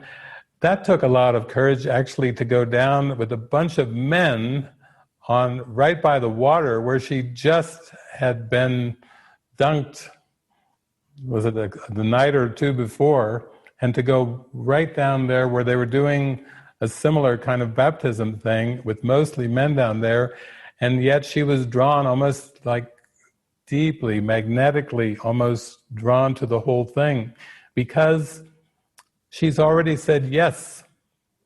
In her heart, she's already said yes to the calling. And then the same thing that activated her to go and help that woman who was at the beginning of the movie having trouble delivering her baby. And she went there and she poured her heart out and she said, just keep looking at me, just look at me. And we're going to make it through this. I'm here for you. I'm here for you. That same love that's in her, that's of the Spirit, is activated. And then even when she's down and she witnesses a healing, where the woman's eyesight is restored, and then soon as that happens, then all this, the prophet is with us, and it starts into like a fervor of those that saying the kingdom of God is at hand, and Jesus is going to take us to the kingdom, because now they believe. They've been really hoping for the Messiah, and some of them believe, and then you can hear the cries go up immediately. It's the devil. It's the devil's work. This is a world of duality that's projected from the ego. So whatever you see that seems to be a positive or a draw towards God, you will find right beside it the witnesses of fear, the witnesses of error. That because until you free the mind of the ego, you will perceive the world as offering both opposites, both love and fear. You will see dualistic witnesses until the mind is completely freed of the ego. But I really think it's important that we see that she was activated, and she immediately tried to break through the crowd and to touch Jesus on his head and to say, Rabbi, come back to us. Like she already recognizes that he's doing his part in the calling. And when she reaches out and touches his head and says, Rabbi, come back to us, that's the Holy Spirit coming through her and joining that. Oftentimes people would, even a lot of sincere Christians believe that Jesus was God. There are other people that saw Jesus as going through the trials, the tribulations, the sufferings, and had pity on Jesus and pity on the way his 3 years of public work ended with the crucifixion, and don't fully even understand what the resurrection means and the ascension back to God, but they're really drawn to it. That's why they call it the passion play when they act these 3 years out. It's the passion play. So I think if we're watching this movie, though, from the idea that all are on the same level, and it doesn't even matter that Jesus has already accepted the atonement, even having accepted the atonement, teaching and learning goes on in the same order. All are brothers and sisters in this spiritual awakening, and Jesus and Mary and all the other ones there and all human beings are all in the same order of teaching and learning. No one is ahead, no one is behind, no one is superior, no one is inferior, and that's what the Christ state of mind is. It's just this experience of this oneness that gets reflected through healed perception as everyone is completely equal. And so he can let that presence come through him and speak, but also, it's fantastic reading that section we just did from the Course in chapter 4, section 1, and then watching this movie, because you can see that Mary is being activated by the Spirit, and she's beginning now to teach what she would learn. She's letting that spirit in her come through her. And not just from a distance. She's drawn right down there on the beach where he is, and she is come right up to him, and she's, you might say it's a little bit of Holy Spirit crowd control coming in. She's got some, now that's an activation. When you're in a crowd of boisterous people, and people are pressing in, once they've heard she's healed, listen, that's big news. If someone gets healed, then they press in tighter and tighter, and yet when they do, he seems to kind of shut down a little bit there in this scene, and she goes and touches him and says, "Rabbi, come back to us." So again, this is looking at the whole story of Jesus in a different way. Can you feel the collaboration going on there with Mary and Jesus on that beach? And when you look at your screen, if you ever hit the full, what do they call it, gallery view, and you start to look at your brothers and sisters, yeah, maybe you will look at them a little different. Maybe you'll say, wow, these are my collaborators. These are my mighty companions. These ones that I'm perceiving have been brought by the Holy Spirit into my life to collaborate with, to strengthen the presence of God's love in my heart. And so these are not casual encounters. Nothing is by accident. Our movie gatherings are not at all by accident. This is to activate and to strengthen the presence of God in our mind. And we need that the most, because Jesus says, as I read a little bit earlier, that teaching and learning is your strength. Why is teaching and learning our strength? Because that's how we change our mind. Why is it so important to change our mind? Because that's the only way we transcend the ego, is by changing our mind about the ego and about the thoughts and about this world, and changing our mind back to the identity that God created us as spirit, and teaching love and teaching spirit in every single circumstance that comes our way, with the people we live with people at the grocery store, the people we meet on the streets, with our neighbors, with people we talk to on the internet, on Zoom calls, Skype calls, WhatsApp calls. Everyone we interact with is our opportunity to teach only love, to teach what we would learn. And it's not the words that teach, it's the love in our hearts, the light that pours through in our attitude that does the teaching. So Jesus and Mary here are just showing us the way. This is great. If we can see it from 2,000 years ago, and it's still just as applicable today as ever, then that's pretty direct. That's like a direct transmission to what our calling is. Okay, this is beautiful. A lot of times people will quote the Bible, and it's beautiful. And one of the quotes that is very much important teaching of the Bible is honor thy father and honor thy mother. And when she kissed her biological father, that was the best demonstration of honor thy father and honor thy mother. Because we have an eternal creator, and when that creator calls and calls us to wake up to eternity, that's our parent. That's our creator, that's our source, that's our parent. And answering that call is how you honor thy father, honor thy mother. That's how you love God. That's how you love your neighbor as yourself. All of the teachings of the Bible, all of the principles and the prophecies were just acted out for us by Mary. She meant no disregard. She has love and gratitude for everything in her experiences and she's come to this point where now she's got her calling. And everything in our life is only to bring us to the point of answering the calling. It had no other purpose. It had no lasting value other than as like a launch pad to bring us to the place of answering our calling.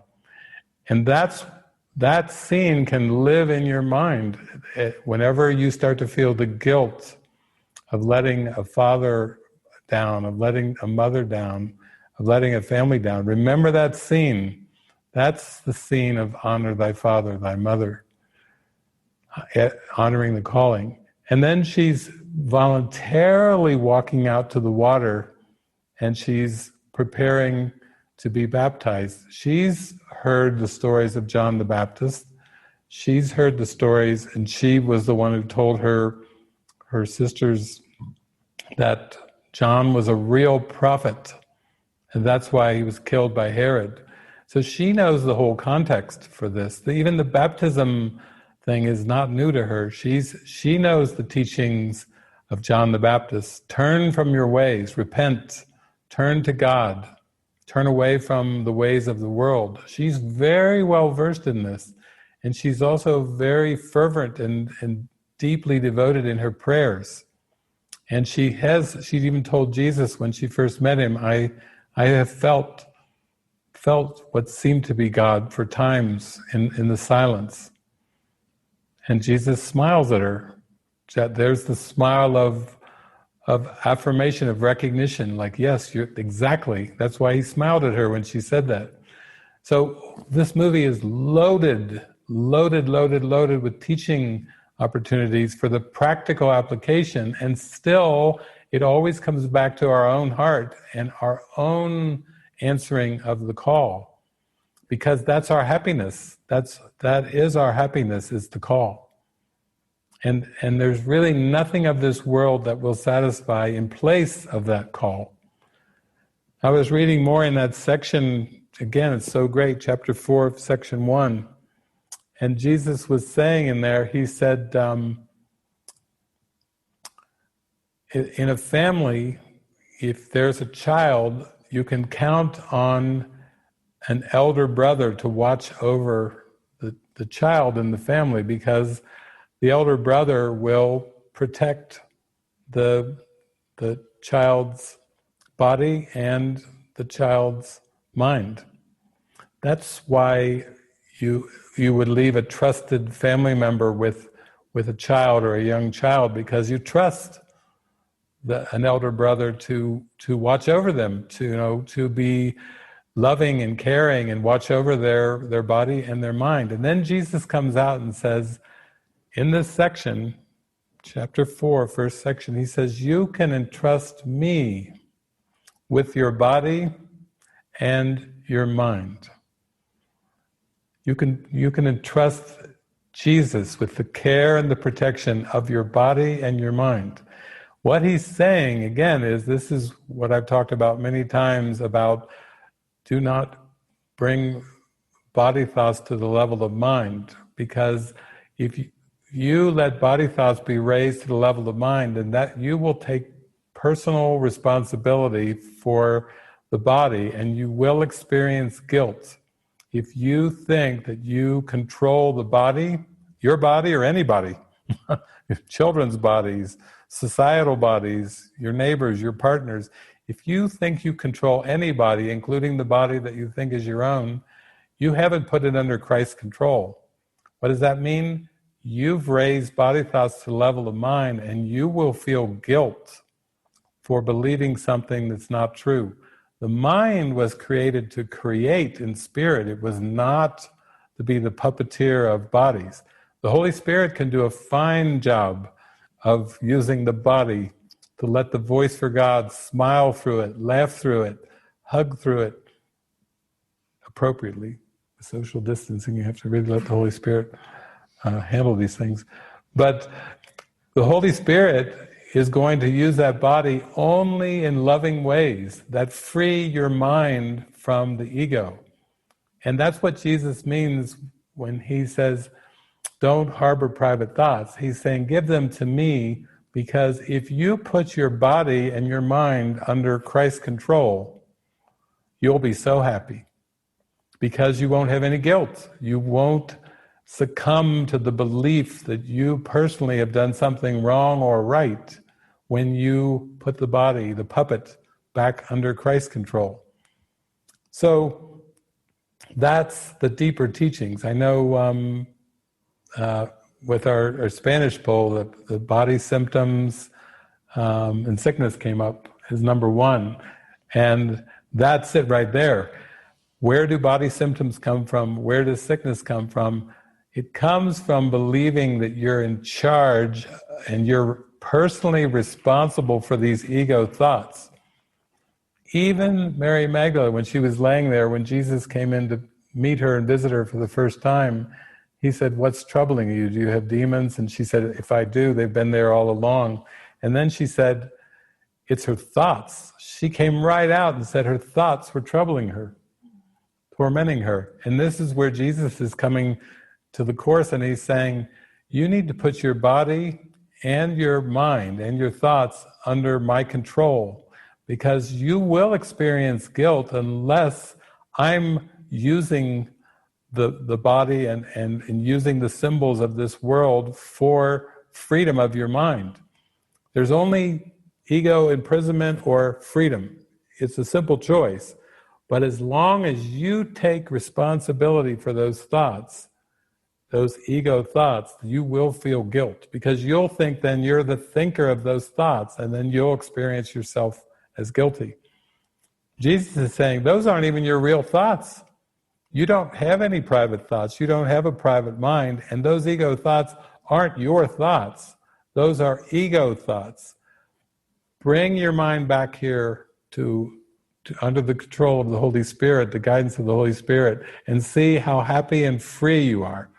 And then you're not going to be so concerned about body symptoms, and you're not going to even know what sickness is. If you're aligned with God, what does the Bible say? If God is with us, who can be against us? If God is with us, where can sickness be? If God is with us, where can conflict be? Where is their struggle? Where is their challenge if God is with us? And Jesus is saying, yes, God is with you. God is with us. But you can't take responsibility for those private thoughts. You really have to surrender the belief in a private mind with private thoughts, which was our whole transparency weekend online retreat we just had. That's what it was. I have a friend from Spain, Amanda. She just wrote to me on WhatsApp the other day just saying, oh my gosh, I had so many fears and doubts. And then all of a sudden, I watched that weekend retreat you had on transparency, the one, and we put it online, and Marina did the Spanish translation, and she said, that was it. I just knew, that's it. I am going.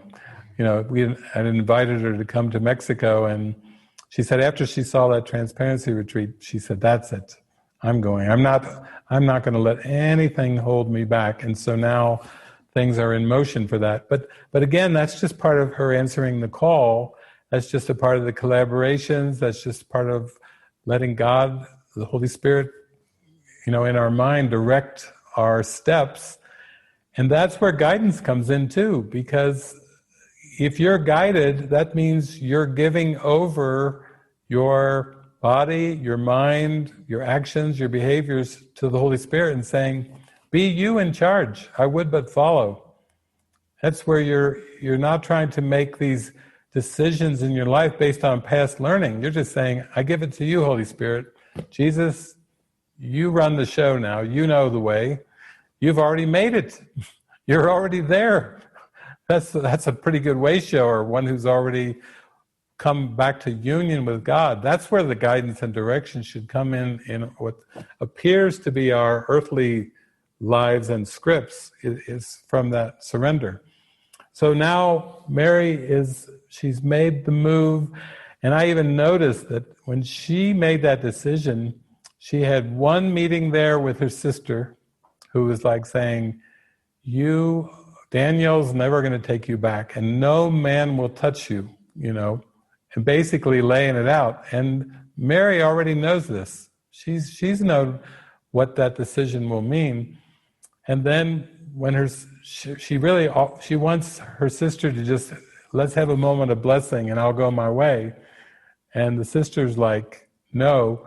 And then Mary turns and makes a beeline for Jesus, and you could see from the sight above, the other woman makes a beeline for Daniel, Daniel. There they go. That's as clear as it gets.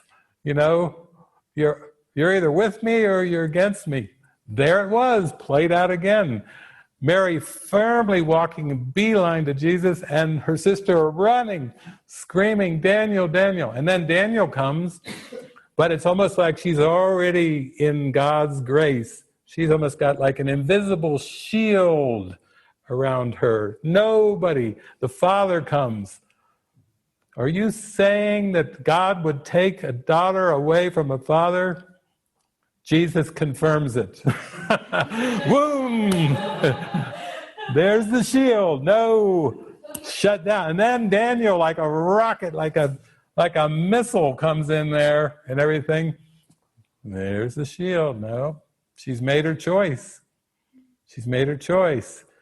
She has put her body and her mind under the guidance of the Holy Spirit and Jesus. Jesus is protecting, like he said there in chapter 4, I will protect your body and your mind. I will protect you if you will give your body and your mind to me. I will protect you. I will watch out for you. I will care for you. That's how it works. There's no concern about external attacks because you go into this shield of invulnerability. Jesus says that in the Course, that when you give your body and your mind over to the Holy Spirit, nothing you need will be denied you, and you will be used in a way that serves for as long as is necessary until you accept the atonement. And then the body, he says in the Song of Prayer, I believe it's the Song of Prayer where he says the body, this is what death can be, the body can be gently laid aside, laid by. He's describing even the laying aside of the body in Paramahansa Yogananda terms. The body, Jesus says, can be gently laid by, like taking off a sweater. Well, now is that so bad?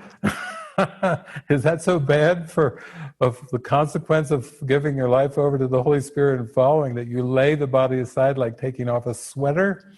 It can be that easy, Jesus is saying, but it's based on that devotion to one purpose, not split mind, not ego and Holy Spirit. It's one or the other. They don't really have a meeting point. So when you make a full devotion, the great thing about it is you can do it this moment. You don't even have to wait till the end of the Mary Magdalene movie. You can be sitting there, okay, God, I'm getting it now.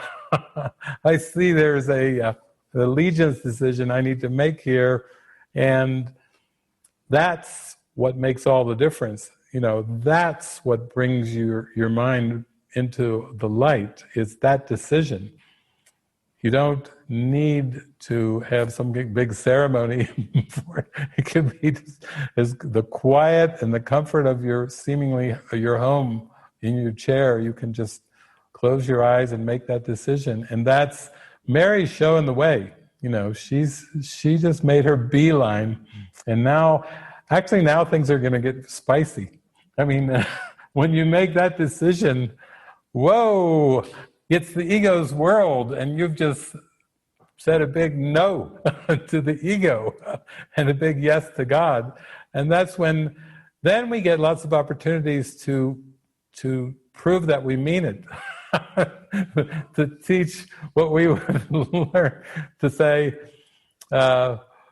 like Tina's there. Remember, Tina, for some time, her prayer has been, Holy Spirit, bring it on. Well, we're just at that point in the movie, Tina, where Mary has just done, she's not reached the finish it stage yet, but she is at this point, she's saying a big bring it on, even to everybody, to her sister, to Daniel, to her father, to the ones that are seemingly the closest barnacles. She's drawn her line in the sand, and she said, I'm going for God. And she's done the bring it on prayer. So now Tina can enjoy with us to see what the bring it on phrase followed by the not make it obvious. What's it? The one, finish it. That's your current prayer. Finish it. Okay, we better go on or we're not going to finish this movie.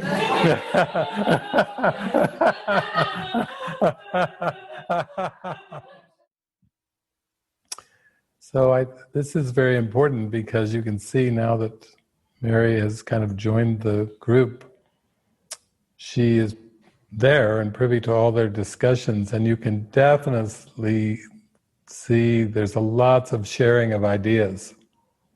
And this should be pretty common for you as well on planet Earth. There's going to be sharing of ideas, whether it's in a small group or whether it's over the internet or whether it's a family gathering or meeting. There's going to be the sharing of ideas. And a lot of the ideas will, because this is planet Earth and it's a projection of the ego, will be about time. So already she's just joined in there with the apostles, and they're talking about Jerusalem, they're talking about the Romans. They're already projecting what is their experiences onto time. And they're talking about gathering their numbers, growing in numbers and strength. They're talking about it as if they're going to be in direct opposition to a number of people, the Romans and perhaps the Jewish leaders, the rabbis, and they know very well what's going on. There's all different kinds of groups of people, the Sadducees, the Pharisees, many different groups. And there are people that are very devout religion, but they're also very much into time. So it's a little time discussion there. And the more they get into their discussion, it sounds a little bit like they're getting charged up for something. Then Mary asked the question, what are we, soldiers? You see? Somebody's got to start to ask the questions in the middle of these dialogues that get at what is the purpose underneath. And she says, the prophets say that it's the Prince of Peace is coming. She's immediately tying this whole discussion back to the Messiah, and the Messiah is the Prince of Peace. Prince of Peace, not Prince of War, not Prince of Battle. But you see how when you are following something so radical as the teachings of the Kingdom of Heaven, which are really about dismantling the whole belief in linear time, that's going to be very, very, very radical. What I like, though, is she steps right in and immediately she's asking questions and she's conversing. And then when she gets the opportunity to talk to Jesus, and, when he says sometimes when you look away from things, you think they might just disappear. She's very playful. She does it over her face and she smiles. You see, this is again a collaboration. This is a connection. They are sharing, opening to sharing the same ideas, even though those ideas, they both are aware, are radically different from everything on the planet. But it has to start somewhere, right? If you had a moment where you could just sit and talk to Jesus, why waste time? Why not get playful? Why not ask the questions? And then she's already bringing up her first point, obstacle point, which is that the women in Magdala were too afraid to get baptized. And it's not surprising based on the belief that, what they're supposed to be doing with their life and what they're not supposed to be doing. So you can just imagine going to get baptized by Jesus. It's like sending a signal to your family, like, I'm out of here, just by the very thing of being baptized. So she's saying that the women are very much afraid. Now, isn't that great? She's disclosing something that she sees as an obstacle to Jesus. This is how you bring your fears, your worries, your concerns, is if Jesus is right across from you, you need to be able to bring up anything. In fact, there was one of the apostles there that said, we must be free to speak our minds. I know we're living in an age and time right now where everything's being polarized and there's not a lot of seeming dialogue going on. There's just people like Mary Magdalene beelining it towards Jesus, and the sister beelining it towards Daniel. But that's the way everything seems to go. They try to have a political discussion. God, help us with the presidential debates. I hope they don't have swords or pistols involved. You know, that if you go back to American history, they did have two early politicians that disagreed with each other vehemently, and they decided to go back to back and have pistols and walk in other things, and to turn around and turn. That's the way they were going to settle their political debate back. This is the early days of American history. They walk, and then the one guy shot the other guy, killed the other guy. That was how they did. And now it's pretty, polarized and everything. But we need role models for our mind, right? Because we're watching this, of open discussion. And here she is, even though she's been told by Judas, he's talking to the angels right now. She's not put off by it. Oh my God, he's talking to angels and now he's talking to me. No, she sits right down with him and she has a nice conversation with him, and then she says, she brings up what she sees is could be a problem or could be a limit, that the women are not, they're afraid of getting baptized. And so right away she's telling Jesus, because she feels his heart, she feels his love, she feels his tenderness, his dedication. She's bringing that up to him because she knows that they are going to be traveling around now together, and there's going to be lots of these talks. And when they go into little towns in Galilee, it's going to be the same thing that happened in Magdala. The women are going to be afraid not just to get baptized. Imagine if you're seen at the gathering. If the word gets out that so-and-so, she was at the gathering with Jesus, you see the stigma, the fear goes beyond being baptized. It's even to be seen with Jesus, because what does that mean? Does that mean you're going to forsake all and follow this long-haired, bearded man who's talking about the kingdom of heaven and forsake all? That's a pretty big decision. So I think I just bringing this up because notice the dialogue that goes on. This is like a way that you can talk about the things in your life, your fears, your cares, your concerns, your worries about the future, your worries about your relationships, or your worries about your family, your worries about your friends. This is the kind of open dialogue and conversation that is important. When I've done these gatherings around the world, I've always invited people to come as enlightenment gatherings. I don't do men's retreats. I don't do women's retreats. I don't do children's retreats. I do enlightenment retreats, and anybody is invited. Some people, mothers have brought their children. We've had, believe me, with all these gatherings, but it's the important thing for me was the openness, because we're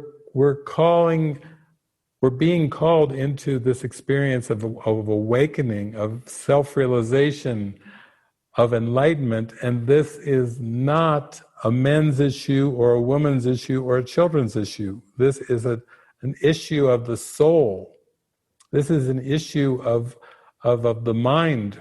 Which thought system will I serve? It's so important. It goes way beyond these distinctions that the ego makes up in terms of the world. And I think this next 20 or 30 minutes we're going to watch here, you're going to see Mary, who's very devout, actively having discussions with Jesus about the things that are important on her heart, both her intuitions and insights, and also she will offer things up that she's worried about and she's concerned about. Having been experienced her life as a woman, she has confronted and come upon some obstacles, And it must be a conversation where these things can be raised. Because how can you start to question things if you're too afraid to even bring them up?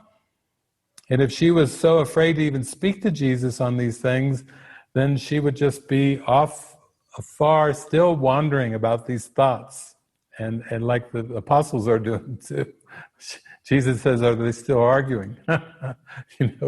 He knows what goes on in the human race. He's not like he's not familiar with it. He knows exactly what's going on, but they're in a conversation. Don't you love it? I mean, if you read the Bible, you hear Jesus and the apostles, there's no mention of Mary Magdalene, except I think years later when the church put in some things and they decided to favor Mother Mary, full of grace, and they took Mary Magdalene and we're like, she was a prostitute. A prostitute? What the heck? Whoa, the ego is really frightened of Mary Magdalene. It's got her labeled and dismissed as a prostitute. So, you grow up, and I grew up, and that's what people kept telling me, oh, she's a prostitute. They go through years and years and years and years and finally get to the Urantia book. What are they talking about? Oh my gosh, So you have to start realize maybe I've been wrong about almost everything, and maybe the Spirit inside me is going to teach me and guide me and lead me, but maybe I've been misled. Jesus says, resign now as your own teacher because you've been poorly taught, he says. Well, thank you for giving it to me directly. Okay, my past learning, I've been poorly taught. Then I have to be more like Mary Magdalene right now. She's openly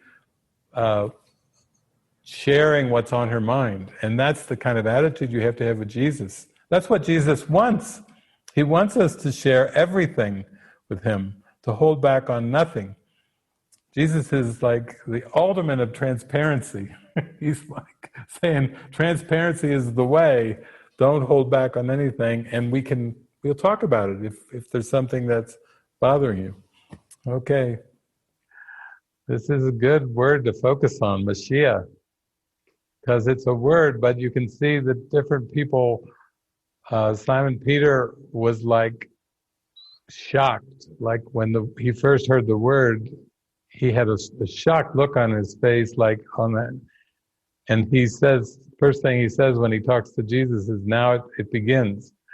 Some of the apostles were afraid of when that word would come out because of the historical connotation of what the Messiah is. In the Jewish tradition, there's a lot of meaning and a lot of association with that word. And you could see Judas, as soon as the people started saying Mashiach, Mashiach, he got a flash of a smile on his face. And then he joined in immediately. He was the first apostle. And he joined in quickly and loudly. And then right before we paused it here, his face was brimming with happiness and joy. It's almost like he was waiting for that word to drop. Because in his mind, there's a lot of meaning with that. He doesn't have so much concern and worry as some of the other apostles. The other apostles are thinking, once they start calling Jesus the Messiah, then things could get really violent. I mean, talk about polarization. There's a word that people can have many, many different meanings of. And so some of the apostles were a little hesitant about going to Jerusalem and having that word spoken. Judas is so thrilled because he's not worried about a showdown. He's already told some of the other apostles, Jesus will just raise his hand and he will basically conquer anything that comes in opposition to him. And some of the other apostles are not so sure about this this kind of a way. They think it could be big problems, big polarization, big problems. And then Mary, she's just kind of watching the whole thing, but she has more of the early lessons on her face. I do not know what anything is for. She's practicing lesson 3. I do not know what this means. And you can see it on her face. Judas is all fired up. The other apostles are concerned. Simon's like, whoa. He's like Neo in the Matrix. After Morpheus jumps from one building to the next, whoa. Like, Peter's like, whoa, whoa. It has begun. Something's begun. Something big is about to happen. But you can see, I like this scene because there's a lot of different reactions to the Messiah chant, to the Messiah word. And this is good for us to see too, because A Course in Miracles is not about changing the world. A Course in Miracles is not a political message. The ego can try to hijack it and use it for political terms, because it will hijack just about anything. For this group, against this group, change the world, improve society, chase the Romans out, chase these people out, change the president, change this, change that. The Course says, seek not to change the world, seek rather to change your mind about the world. So you have to like that at this point, when Mary and Jesus have talked right away, she gave her concerns about the women not being baptized. And what did he do? He turned right around and went right in to a place where women were washing their clothes to do his teaching immediately to address her question. And now he's just told her, go and bless the people. Go and pray with them and bless them. And she went immediately to do that. And then the other apostles went to do that. And now he's told Peter, because Peter's like, now it begins.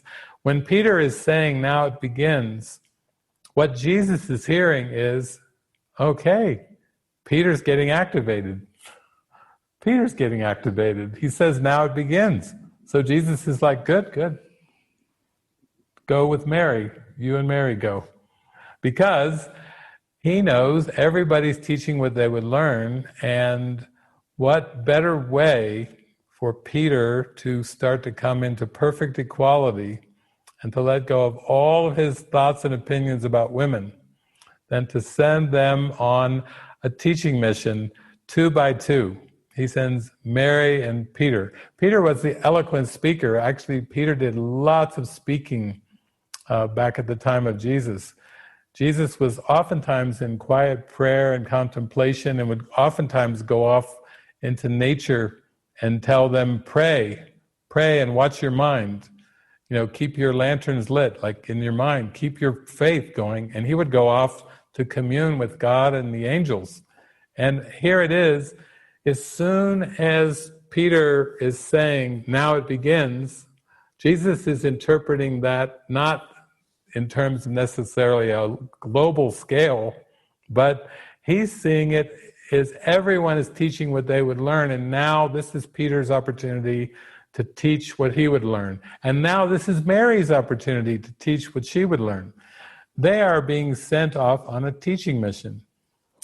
I actually did this with different ones that would come together. I remember the first time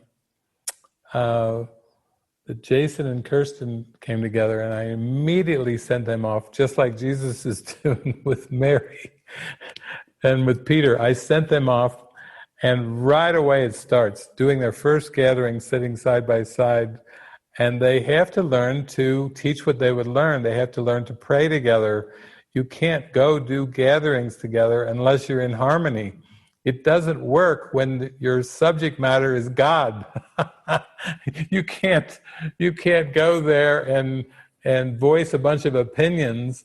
You've got to go there and be transparent. You've got to be open psychologically. Your heart's got to be open. You have to be psychologically completely transparent, because you're showing up. You're going out on a teaching mission for God, for the Holy Spirit, for Jesus.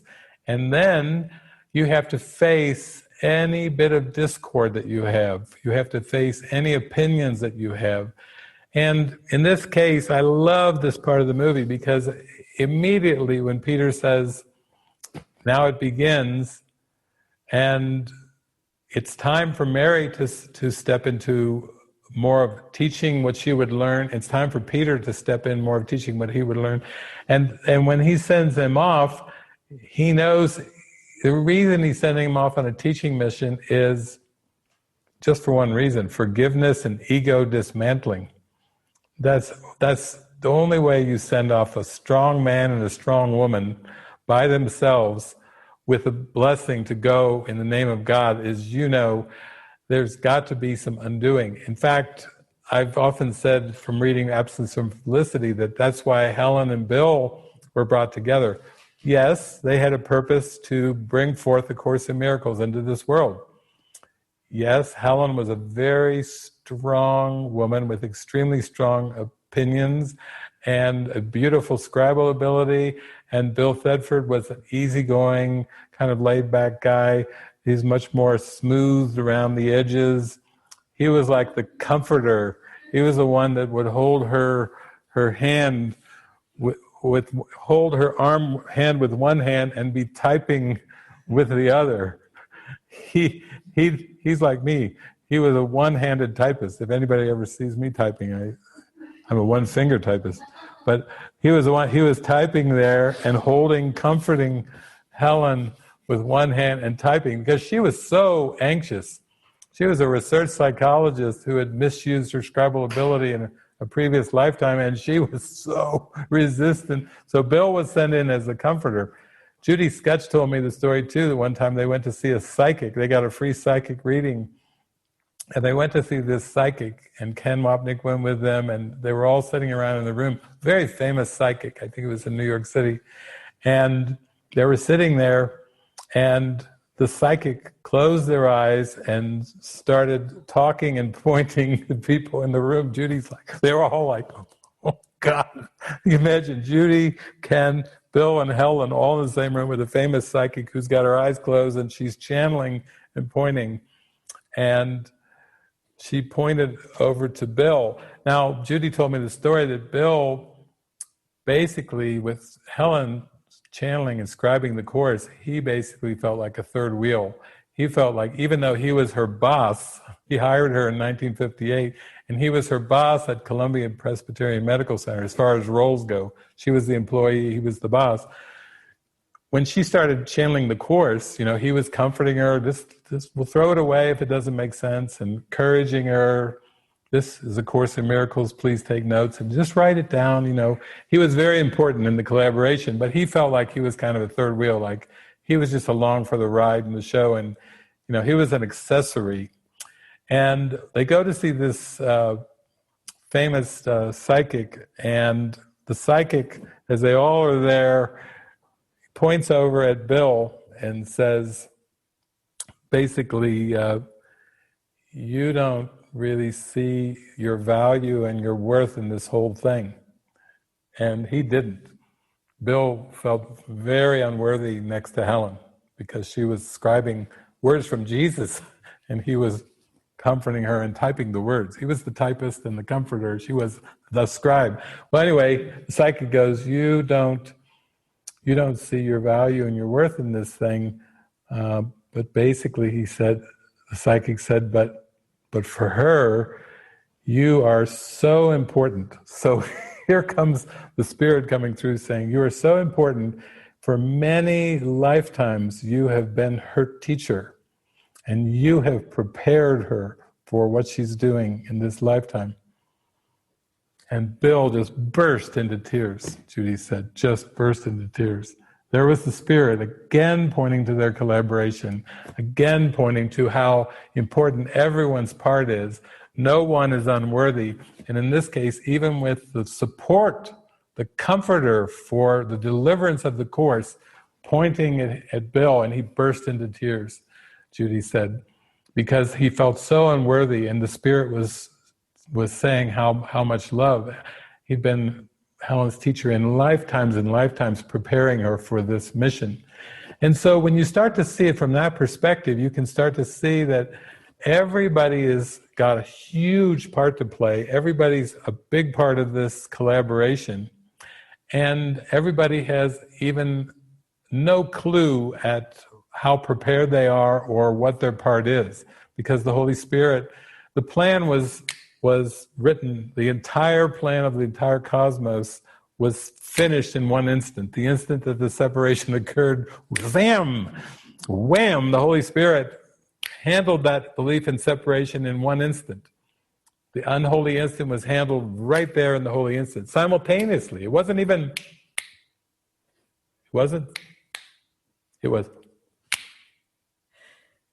That's how long it took the Holy Spirit to handle the ego. One zapping moment. Now, imagine millions of years, all the meetings, the plans of people meeting each other and all the holy encounters and assignments, like Mary and Simon Peter are just getting ready to go on this. All of that, millions of years of encounters through what seems to be wars and pestilence and fighting and nuclear explosions and all the things that go on in the human race, it was all handled in one instant. The instant that the separation seemed to arise, the Holy Spirit, that's how long it took the Holy Spirit. And so it's done, it's complete, it's corrected, it's handled. In fact, it never was, but in terms of what we're talking about, it's handled like that. And the acceptance of the correction, that's up to how much you want it. If you want it, here it is, come and get it. That's, if you want atonement, there's nothing that can stop you from that correction, because it's already accomplished. It's simply a matter of desire. It's not a matter of anything else. It's not a matter of perceptions or beliefs or thoughts or feelings. You know, you can't do the thing like in Greece, feel your way, better shape up. No, it's not feeling your way either. It's the desire. That's what it means by love the Lord thy God with all thy heart and soul and might. That's the first commandment in the Bible. It's right there. You don't even need 9 more. Number 2 is pretty good too, though. Love thy neighbor as thyself, because if your neighbor is yourself, literally, you're not your brother's keeper, but you literally are your brother. That means, that's why number 2 is so good. Love thy neighbor as thyself. That's why Jesus just basically emphasized the first 2 commandments, as he knew he was trying to keep it simple. And that's pretty simple. Love the Lord thy God with all the heart, soul, and might, and love thy neighbor as thyself. So now you're going to see what Jesus called with Helen and Bill. He called it, in absence from felicity, he said they had complementary ego dynamics. What does that even mean, complementary ego dynamics? It just means that when people are brought together, that the chances are the unconscious darkness will come up faster if you have complementary ego dynamics than if the dynamics aren't quite the same. It will just seem to take longer. What does that mean? Helen had such a strong mind that she actually had a mind that was very close to revelation readiness. So of Helen and Bill, it was Helen who had revelatory experience. And it was a very famous one she wrote about in the subway of New York City. She had a revelation experience. Revelation is direct union with God, even though it's a temporary thing, because if it was long maintained, the body and the world would be gone. But she had a revelation readiness. Her mind was very trained. And she had an ego that had so much resistance to that light that she could swing like a pendulum. You've heard of the pit and the pendulum, Edgar Allan Poe. She would go union with Jesus, taking down his words in shorthand, and then fear, anxiety, harshness, all kinds of things. She would swing. She had much higher revelation readiness, and she was much less stabilized. And then Bill was the stable one. he was much more into repression and denial. That's why he was more stable, because he had more repression and denial going, and you all know what I'm talking about. If you get into a lot of repression and denial, you can sing your Hakuna Matata song. Oh, cares no worry for the rest of my life. And you can eat your bugs and sing your songs. But like in Lion King, there can be some times when it's not Hakuna Matata. It's like, yipes, fear. The fear can break in. But anyway, with their complementary ego dynamics, they were actually able to be used by Jesus together in a way where they both could function more helpfully in the greater plan, and also they triggered each other to no end. And then, of course, there were more players in there. When Ken came in and Judy, oh, wow, those four together. Judy's told me all the stories, and then her husband Whit, and who couldn't stand each other, and who couldn't get along, and who could hardly stay in the same room together. And over the period of the years of the Course in Miracles, of not only the early years with Bill and Helen, but actually the publishing and the distribution and everything, they had a lot of very intense moments. That was their own little spiritual community. We all lived together as a spiritual community. They didn't even live in the same house. And they had major resistance and fear and intensity. And most of you who are watching, you can just turn me on one night a week or a few days a week, and then go about your life. And okay, I've had about enough of David. Now turn it off. Get it off. That's about as much truth as I can handle for a week. I'll just dab it down a little bit, turn it off a little. But actually, this is all used for undoing. So back to the movie, so we do get to sleep tonight. Jesus is sending Mary and Simon Peter off because basically Simon Peter has some pretty sexist tendencies, which is not uncommon for the men of the day, because it's heavily reinforced by all the other men and most of the other women. So it's pretty solid in there. There's not a lot of dissenting opinion. And Mary's quite strong, and now she's just left behind. She feels like she's crossed over the bridge, and now it's got to get better than letting go, saying goodbye to your father, your sister, your family. She's thinking, I'm going for it now. I mean, there's nothing going to hold me back. What have I got to lose? And then he sends them off. She has to be sent off with kind of a hard-headed male chauvinist of the day. There were a lot of them, actually, but he's kind of a preacher, strong kind of figure and everything. This is classic Holy Spirit. So let's let it play out and enjoy it, because this would save you thousands of years. You can just watch these two going out on their first teaching mission, and you're prepared for anything, really. You can collaborate with anybody once you can get over a few of these hurdles. As they're first sent on their teaching mission, they're sent to this town. And as we see them first walking to the town, Peter's saying, What did Jesus see? What does he see? And she says he's had a vision of what is to come. And then we start to realize that everything we think and say and do, and everything we encounter in the world is not about what is to come. It's not about the future. It's about being present and being the presence of love. And immediately after he says what she says, he had a vision of what is to come, Simon Peter starts talking about Jerusalem, and he mentions we need to gather the people because Peter believes that the kingdom is mostly spread by words. And Peter's a speaker.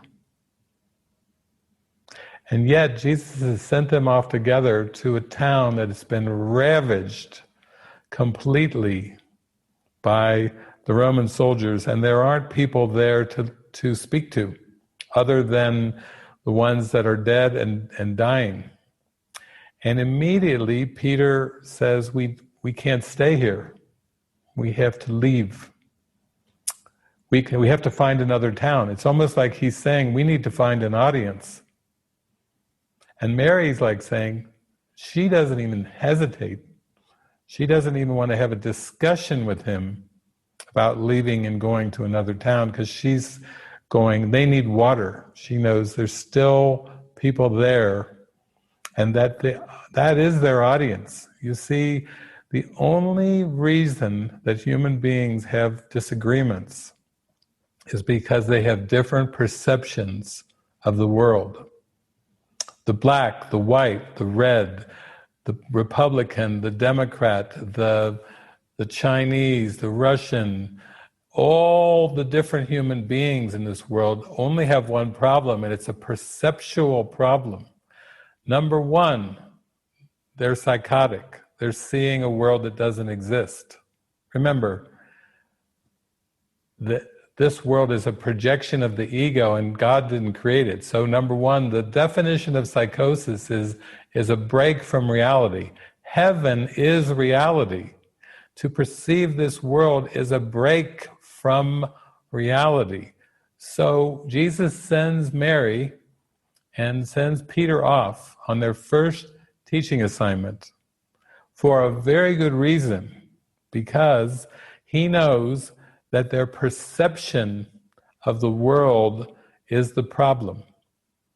And the love in their heart has to be given an opportunity to rise up and shine through. The light in them has to shine through. And so this is a perfect classic example of compatible, complementary ego dynamics, where Mary is still trying to pray and be shown and be guided. And Jesus tells us in the Course, think not that you understand what anything is for until you pass the test of perfect peace. And Francis and I have been talking about this lately. You don't first understand and then go out to proclaim the kingdom and then go out. You have to realize that you absolutely know nothing. That's what the first lessons of the workbook. Why would Jesus start his workbook out with nothing I see means anything? Number two, I have given everything I see all the meaning it has for me. And number three, I do not understand what anything is for. Why would Jesus start his workbook out with those three lessons unless it was a perceptual problem? Unless each human being was seeing their own private world, their own private thoughts projected as if a mirage, as if they were seeing a real world. And then when they talk to each other, they have differences of opinion. They have different beliefs, different perspectives. Peter clearly believes that the kingdom of heaven will come in the future when souls are reached through preaching. And so he's seeing this first assignment as a teaching opportunity to go preach. And yet, what do they first encounter? A small community where there's everybody's laid out. The Romans had come through and just destroyed the whole village.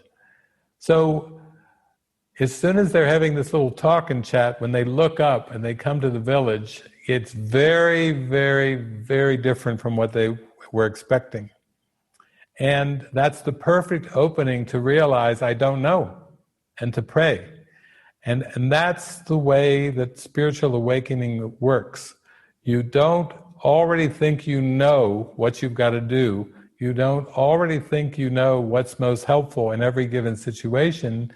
And that's why the prayer at the beginning of the Course, on page 24 in the first edition and 28 on the later editions, starts off with, I am here only to be truly helpful. I am here to represent him who sent me. I do not have to worry about what to say or what to do, for he who sent me will direct me. I am content to be wherever he wishes, knowing he goes there with me, and I will be healed as I let him teach me to heal. So you see, this is very important assignment for Peter and Mary, their first assignment out, because they have to get into the prayer of, and I will be healed as I let him teach me to heal. The first thing of healing requires you have to let go of the I know mind, because the I know mind is based on the past. It's just past learning. The ego has just generated an entire mirage of a fake time-space world that's all based on a lie, which is called separation from God, belief in separation from God. The whole thing is a lie. All of linear time and space is nothing but a lie. It doesn't have lies inside of it. It's a lie. The whole thing. I don't know if any of you ever saw that movie, what was the one with Olivia Newton-John and ELO, Electric Light Orchestra, Have to Believe in Magic, Nothing Can Stand in Our Way. Xanadu. Oh yes, Xanadu.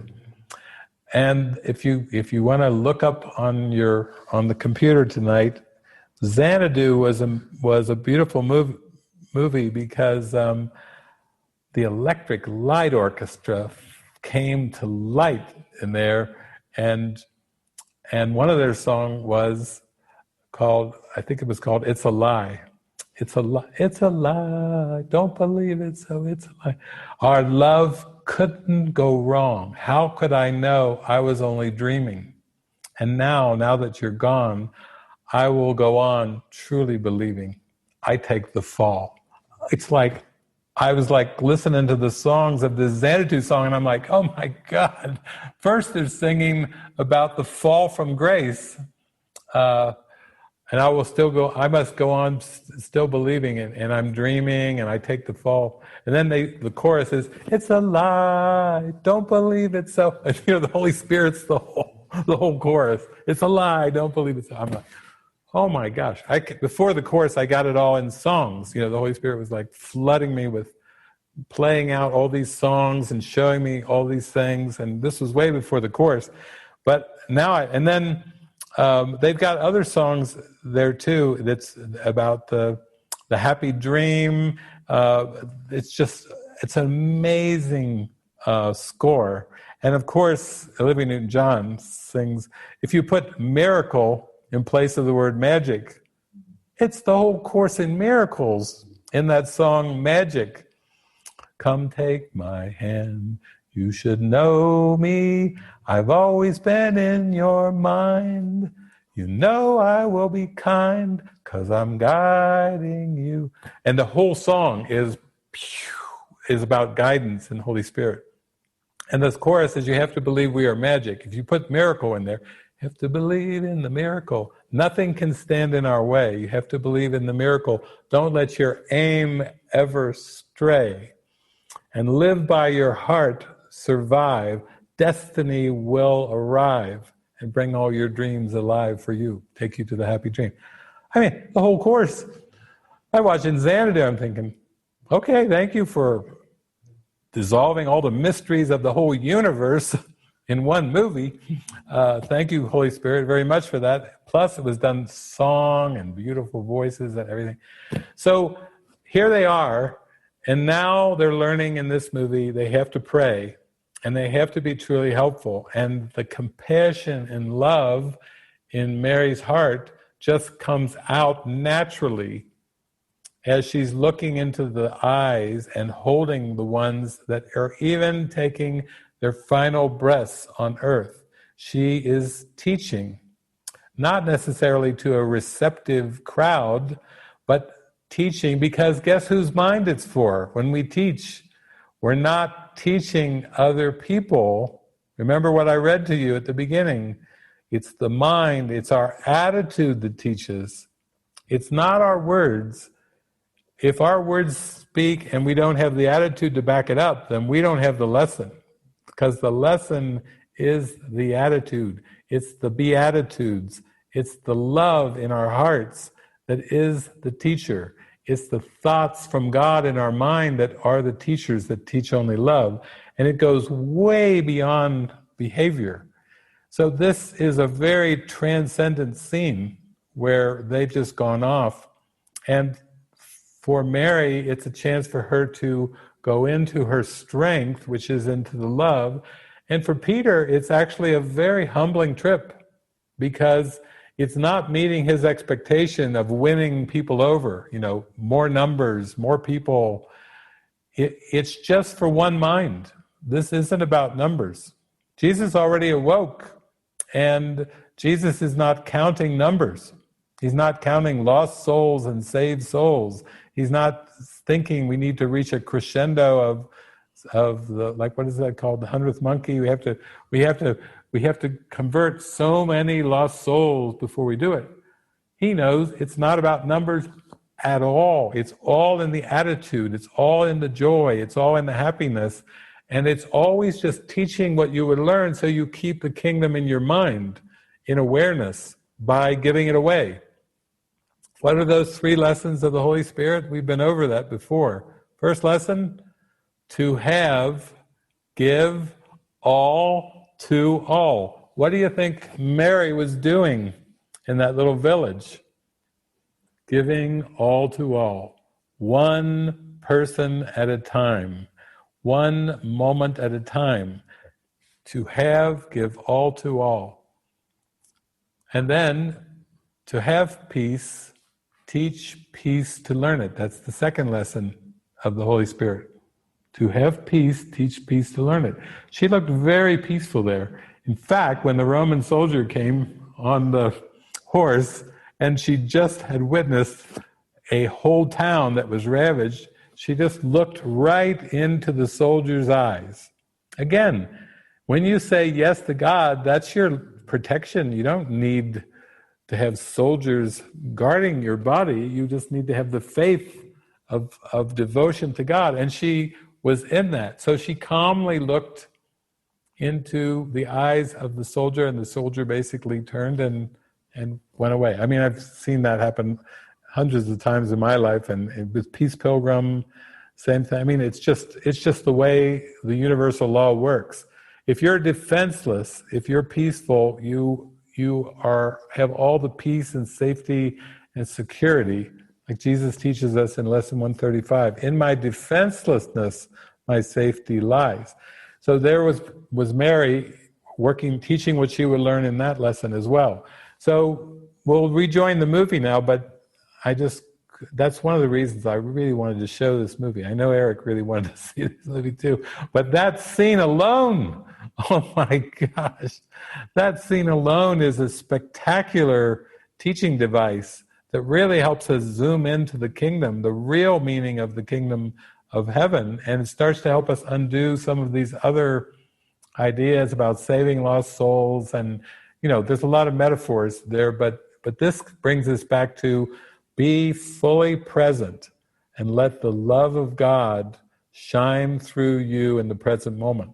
That is the most direct, fast track to God, and intuitively we know it too. We know it when we see it. That's why we're moved by that scene, because we're like, okay, all right, God, I got you. All right, I see. Okay, I see. I don't have to worry about all the numbers. I can really come back to my heart and really stay in there with the love in my heart. Okay, now we're getting to the really good stuff. Because Jesus was basically coming to teach that our reality, our identity, our life is eternal, and it's a spiritual kingdom. It's not a physical kingdom. And when he says, seek not to change the world, seek rather to change your mind about the world, he was teaching in the Course, that's another way of saying teach only love, for that is what you are, is you keep teaching these beautiful ideas of love that pour through you as the Spirit uses the body to speak these things, to laugh, to hug, to really let the love shine through you. Then the conversion, the experience comes that the kingdom of heaven is within you. It is not found in the world of images. It is not among the world of images. You know, even the Gospel of Thomas said the kingdom of God is here, is there, it's everywhere. You know, it's describing the mind, actually, the vastness, the expansiveness of the mind. And when Jesus is walking with them through the pathways in nature of Galilee, when he's praying out in the mountains and teaching, even in the Sermon on the Mount, and he's having his quiet, soft, gentle conversations with Mary and with different apostles, and most of his teachings are in small villages and people along the roadside. The trip to Jerusalem is just an example about how that same essence is equally applicable in every single scenario, whether it's a busy temple that Jesus was quoting. It's a marketplace, become a marketplace, and there's sacrificing of animals. Our cat Iso did come. I think that's his favorite part of this movie. It's to watch Jesus throw a few things away. There he is over there. He was all stretched out, paws stretched out in front to see the scenes of the animal sacrifices and to see Jesus throw coins around and kind of let a few animals out of their cages and everything, because it simply was a demonstration of the teachings that the kingdom of heaven cannot be bought or sold, that it's this deep, inner, sacred experience, and it's not about saying a few lines or affirmations when you leave the place. There was a lot of still contesting of ideas going on in there, which is typical of the world. But ultimately, if you go on in the section that I was reading at the beginning, it basically talks about teaching and learning as our greatest strengths. And then he goes on to say that a good teacher teaches to make himself unnecessary. Remember, it's the mind sharing true ideas. It's the attitude of the mind that's doing the teaching. And the whole point of teaching is to see the light that is beyond the veil of this world. It's nothing about actions or taking actions for someone or against someone. It's not about trying to divide the world up into the sinners and the righteous ones. It's not about proclaiming certain things, people, scenarios as good or bad. It's really going into this experience that all the lessons point to. It's taking you inward to a forgiven world, to seeing beyond the dualities of the world, because when the split is gone from your mind, then you can't see a split world. When the happy dream or the unification comes, then you don't see a side to take. You don't have a discernment between the good symbols and the bad symbols. You don't see a divided perception, a fragmented perception. You see the world anew. And Mary Magdalene, you can see her openness is being reflected back to Jesus so much And even when Judas is saying, this was the perfect time, he kept saying it was the perfect time, almost like we missed the perfect time. Like that was the best time to really show the might and the power of God and to, like the old movies, give it to the bad guys.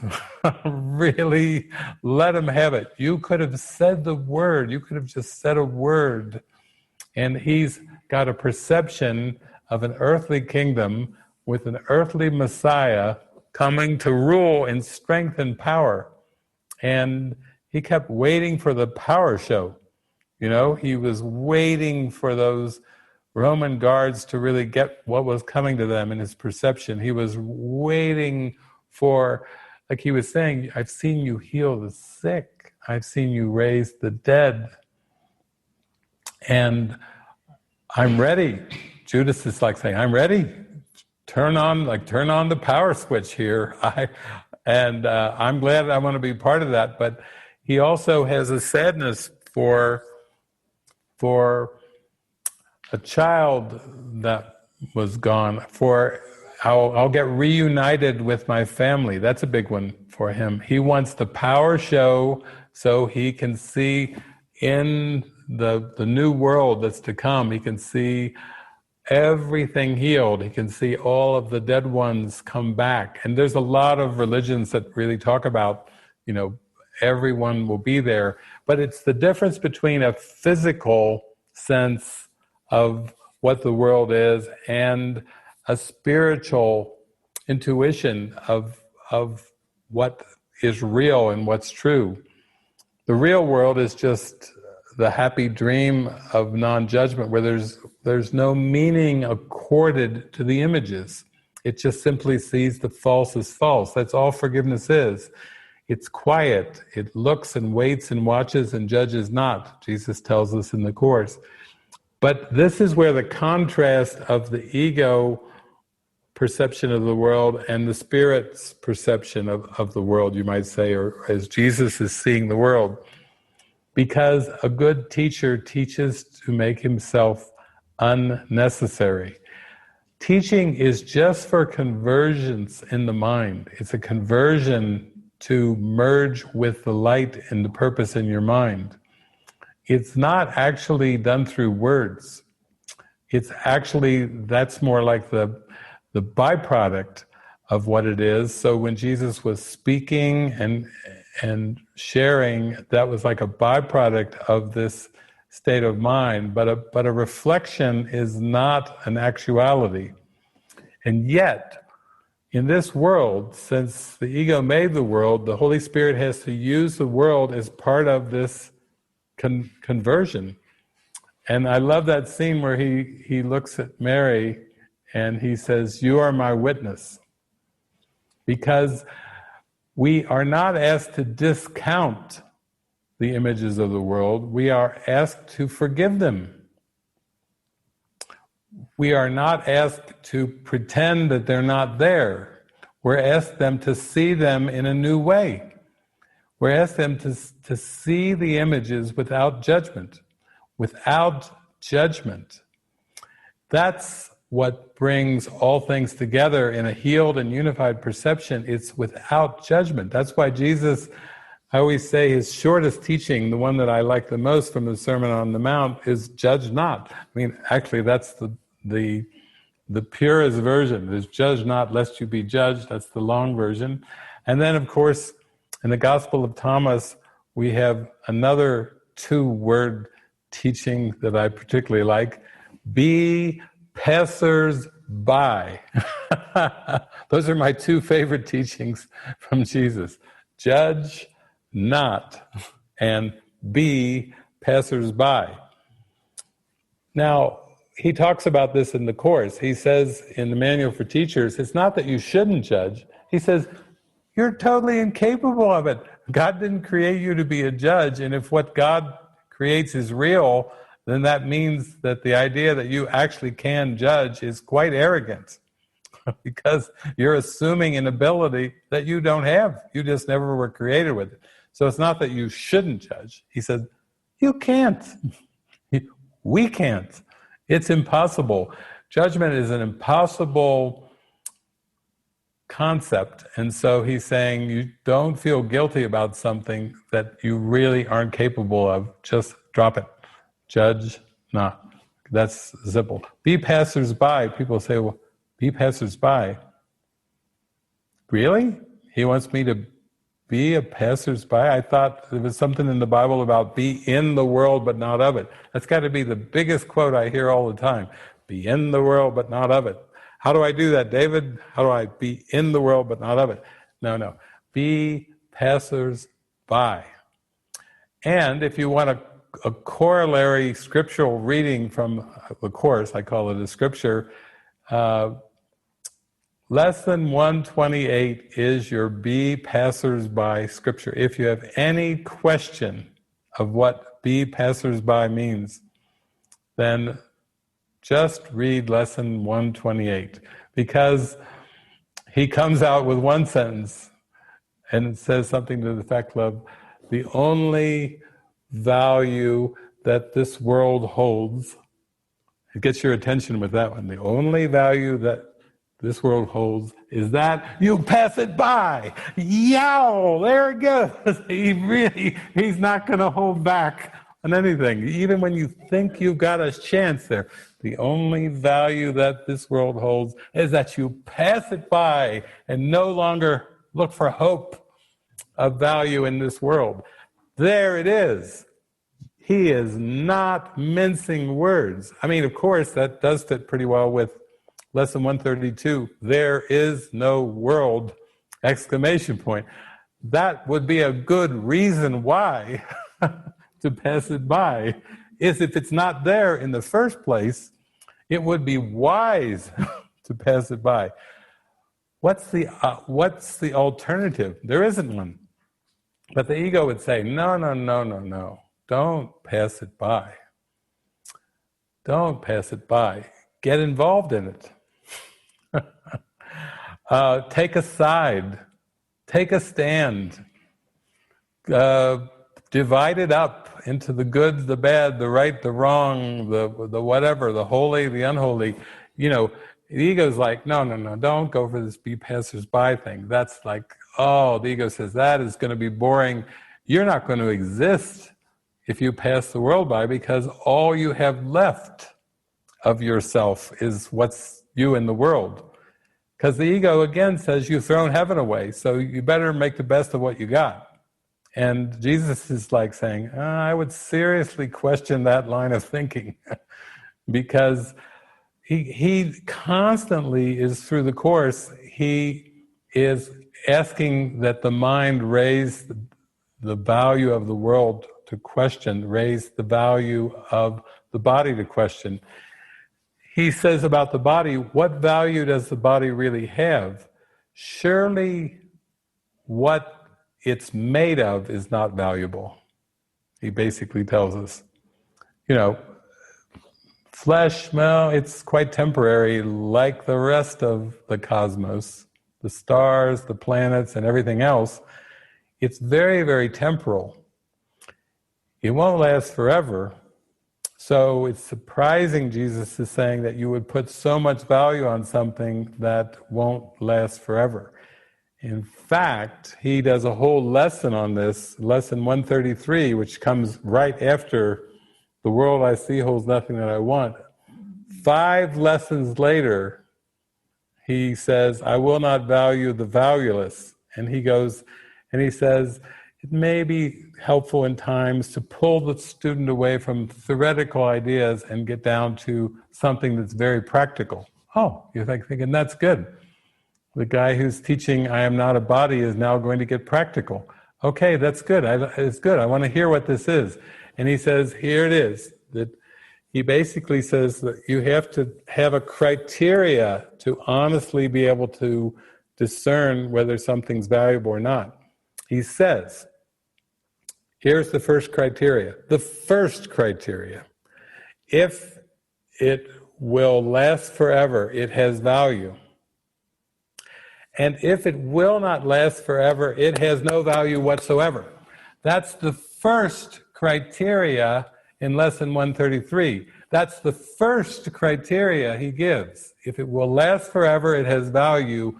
If it does not last forever, it has no value whatsoever. Again, nothing real can be threatened. Nothing unreal exists. Herein lies the peace of God. That's in the introduction. He's really just repeating himself in many ways, in many, many different ways, with many different lessons. And he's basically saying, with a smile on his face, did you get it? We'll try again. I'll try another lesson, try another angle, try another chapter, try another paragraph, try just another angle. Did you get it? He's just so much as saying, did you get it? Did you get it? Did you get it? You're innocent. You're love.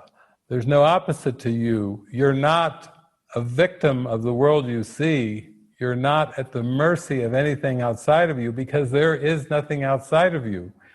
He's like saying, just accept this and end this crazy idea of misery, this idea of suffering. So this is what's happening in the movie. Now he's finally come to Jerusalem, and you know, it's a pretty wild scene, and Mary's just watching him, and that's also the scene too where he didn't really show him so much turning over tables. He would look like he was trying to rip down a gate or something.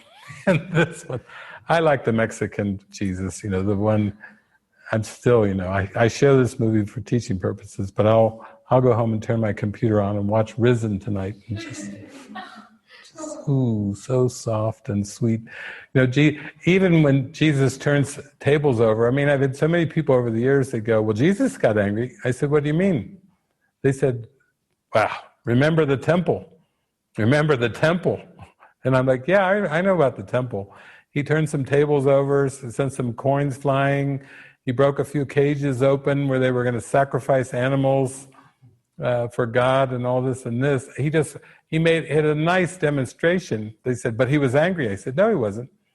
They said, if he was angry, that would go against everything that he teaches in the Course. What does he say in the Course? Anger is never justified. This is the same one that's angry in the temple. Oh, well, you know, he had a bad day. No, Jesus doesn't believe in days. He can't have a bad day.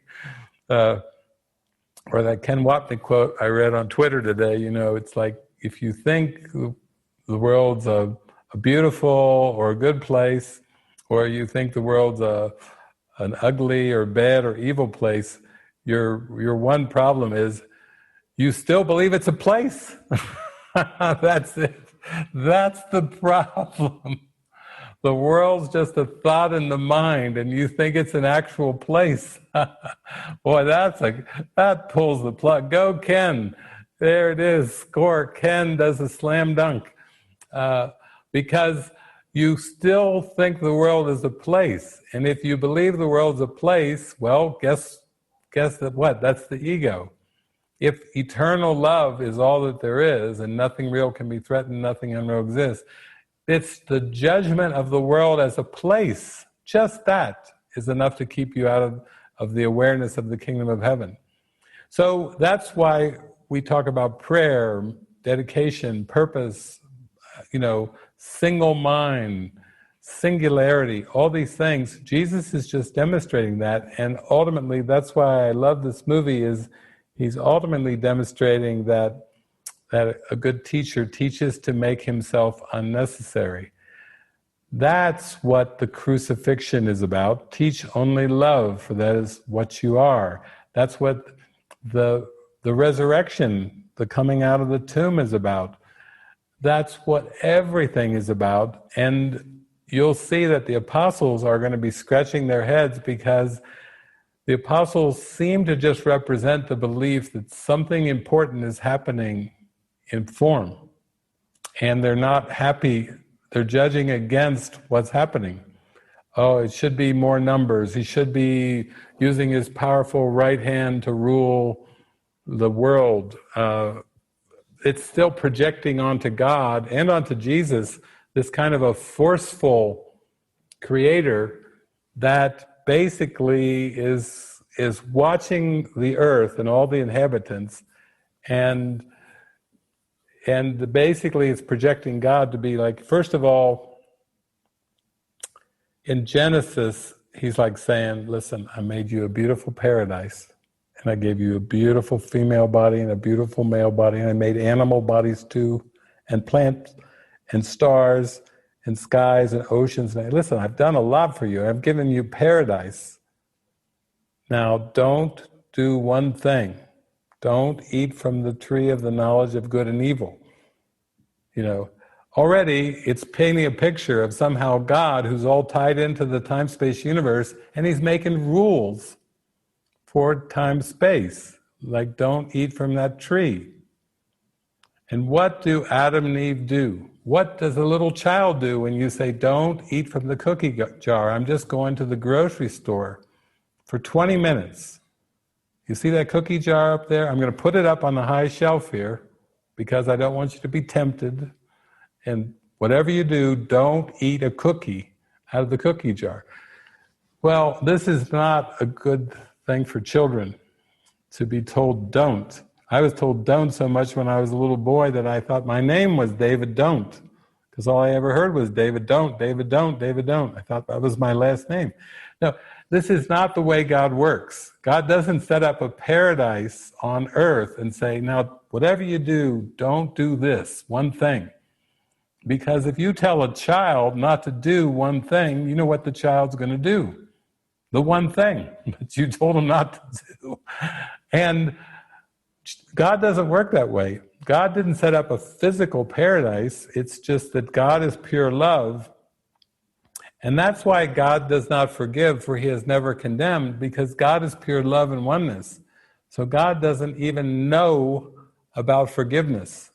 The whole mechanism of forgiveness, of seeing the false as false, of overlooking the false and seeing the light of heaven, God doesn't even understand forgiveness.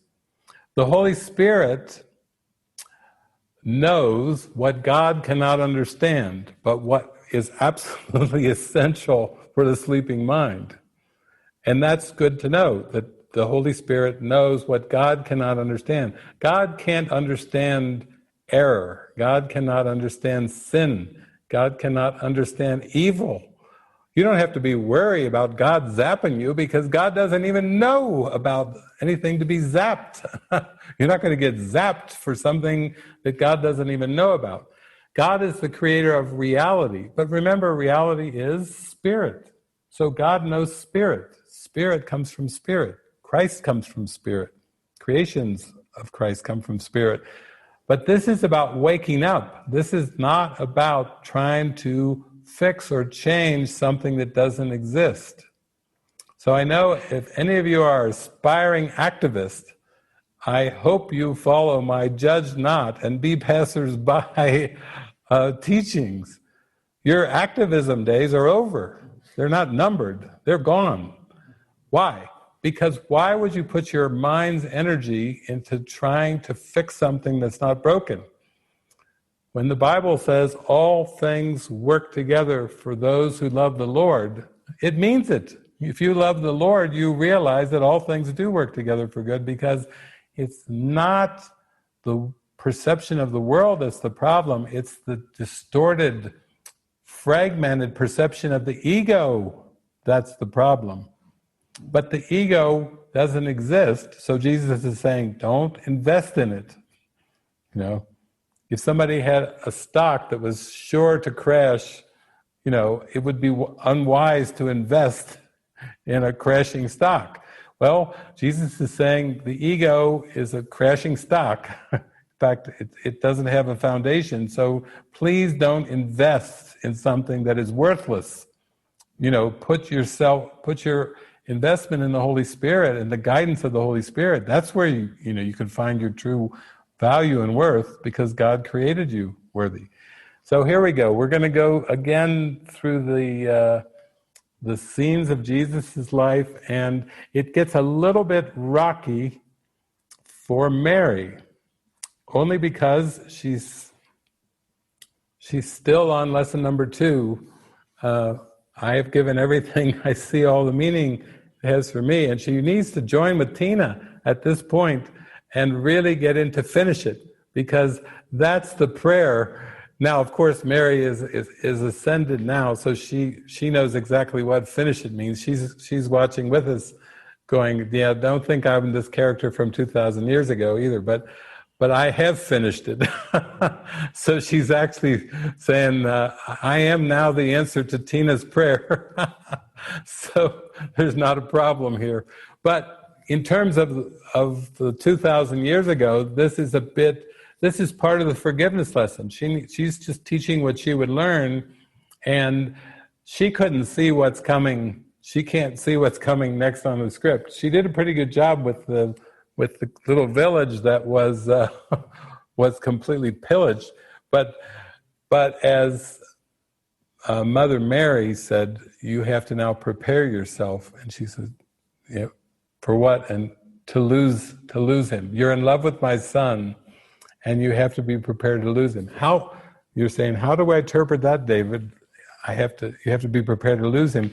Prepared to see for yourself that a good teacher teaches himself out of the need to teach.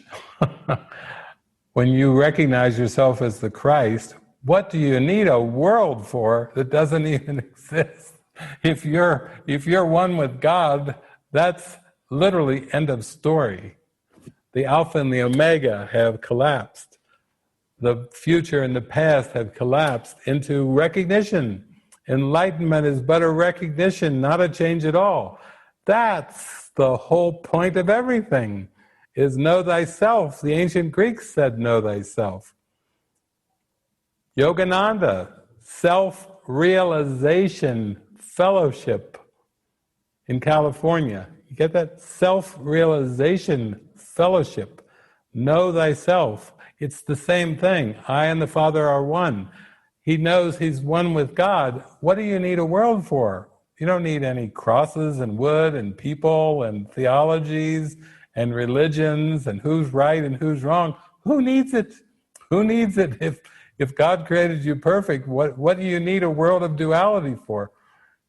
Considering it doesn't exist, I would say judge not and be passers-by is a little wiser approach to the world than trying to do like Shakespeare said, much ado about nothing. Why would you worry about much ado about nothing when instead you could judge it not and be passers-by? So here we go.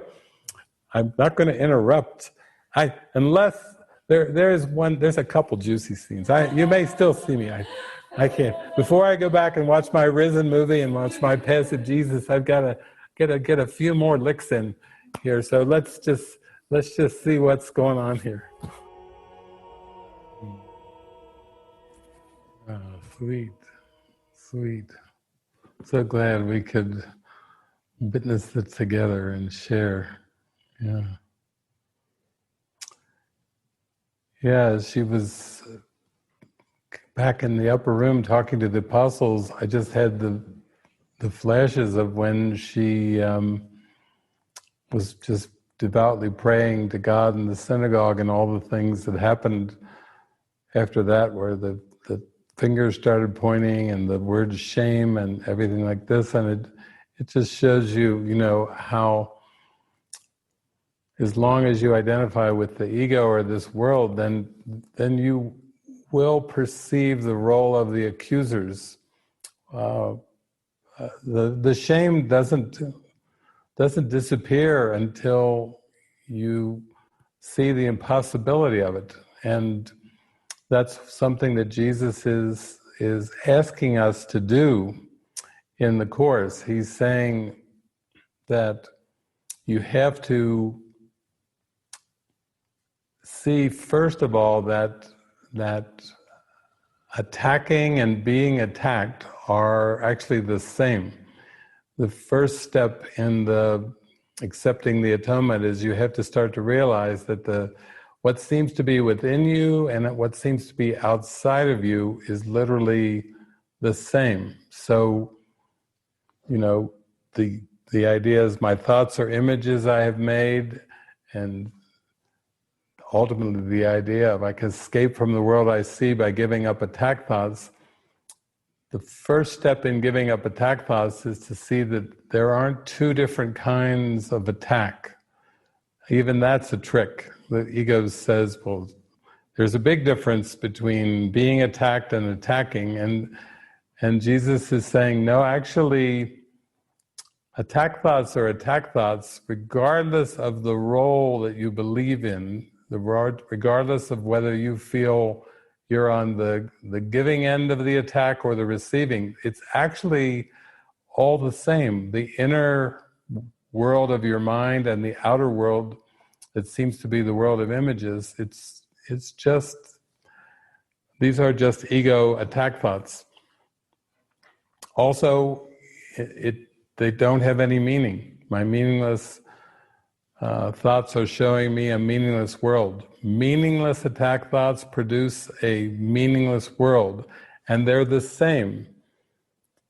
The teachings of the workbook are that there is no perception outside of your mind. So that's where the sense of mistreatment, the sense of victimization, the sense of rejection, the sense of abandonment, the sense of betrayal, all of these are the same aspects of the belief in attack. And one of our topics in the Spanish poll was body symptoms and sickness. You know, Jesus has some very interesting things to say in the Course. He gives us an antidote. No, it's not a vaccine. He gives us an antidote for sickness in the Course. And this is something that, like, we aren't taught this in the world. Seema, with all those years of training to be a medical doctor, they never taught you this thing. They taught you everything else. It's a lot of knowledge, worldly knowledge, but they never taught you the equation for healing. And this is what it is. Jesus tells us, he says, just say to yourself and mean it, I am not a body, and my mind cannot attack. So I cannot be sick. It's kind of like a philosophical equation. 3 parts. If you don't believe the first one, and you don't believe the second one, then you can't believe the third one. The first part is the body, and he says, you have to clearly see, I am not a body. And then the second part of the equation is, and my mind cannot attack. And then the third part of the equation, after the equal sign, comes, so I cannot be sick. It's just divine logic. And it takes a little explanation, but it's really not that difficult. The first part, I am not a body, is he's asking you to teach only what you are. You're either flesh or you're spirit. You either perceive the flesh or recognize the spirit, he says in the Course. And in the Bible, he says, that which is born of the flesh is flesh, that which is born of the spirit is spirit. It's an either or. It can't be both. It's an either or.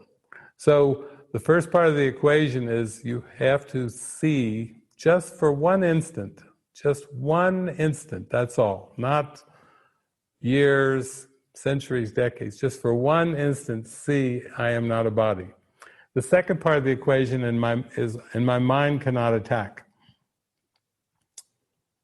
It was the belief in attack, the belief that you can separate from God is the only attack thought. There's really only one. It multiplies itself, tries to make itself legion, but to cover itself, but it's actually just one thought.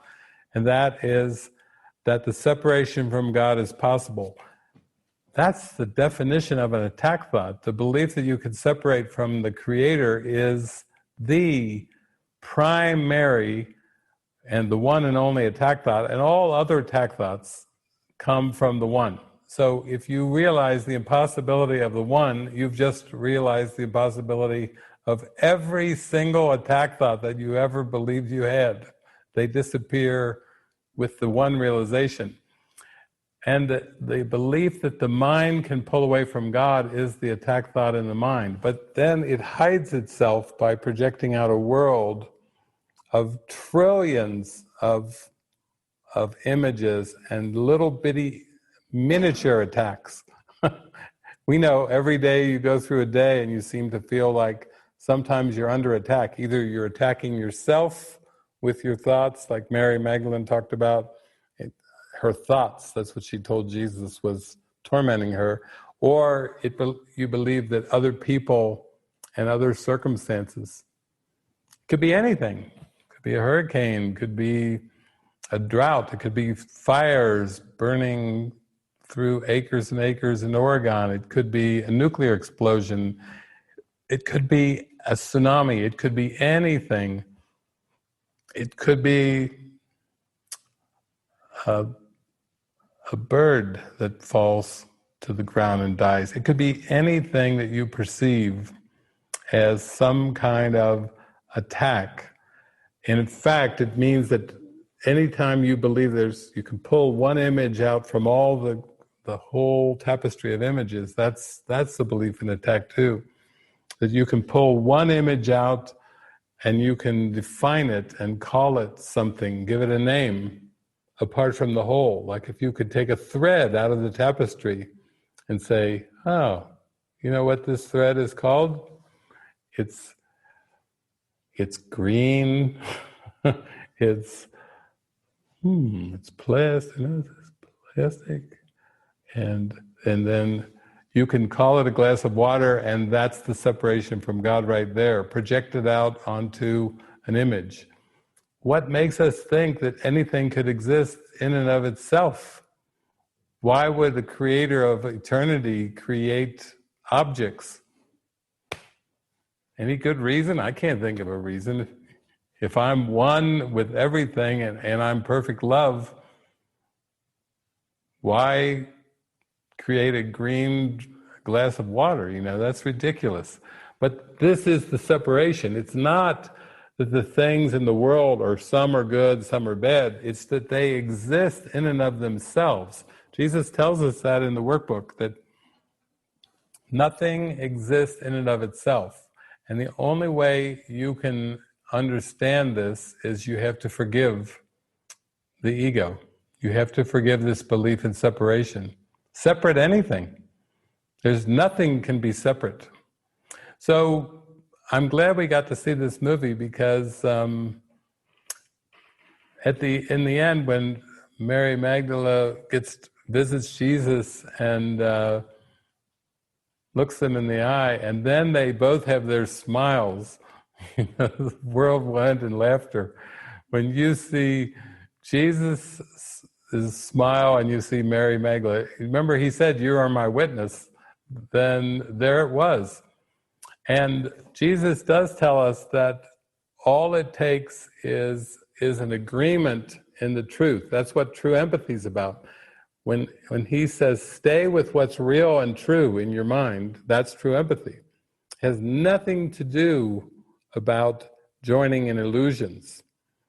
It has nothing to do about joining in illusions. Any illusion.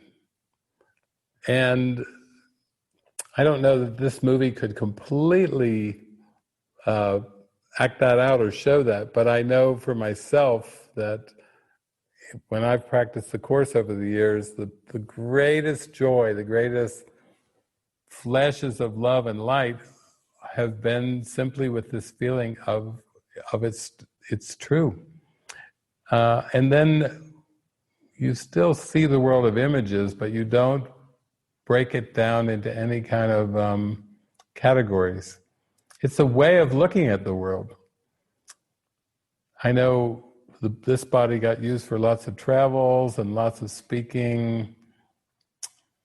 I do remember, as I've talked many times about being called and guided to go to my grandmother's funeral, and it was just like this movie. When I got there, I didn't know what to expect, but but the Spirit spoke through me at the funeral home, and people started crying because they could feel the love and the connection. It was my grandmother speaking through the body of David, so everybody started crying because they loved her so much, and they felt her presence. And so I was just used as a witness for that life goes on. Nothing happens, nothing goes away, nothing disappears, there's no break in communication.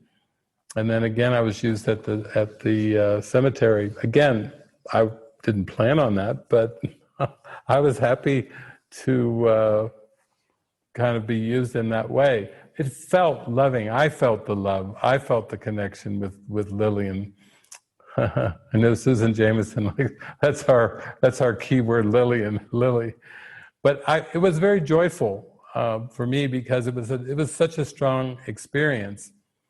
And I think that was probably too the first, like they call laying out the body. That's the first time I went to a funeral home and just felt such happiness and joy. And then the next day going to the cemetery and felt such happiness and joy. It's really great to start to feel the joy and the happiness emanating from inside of you, and you feel like it's just radiating out.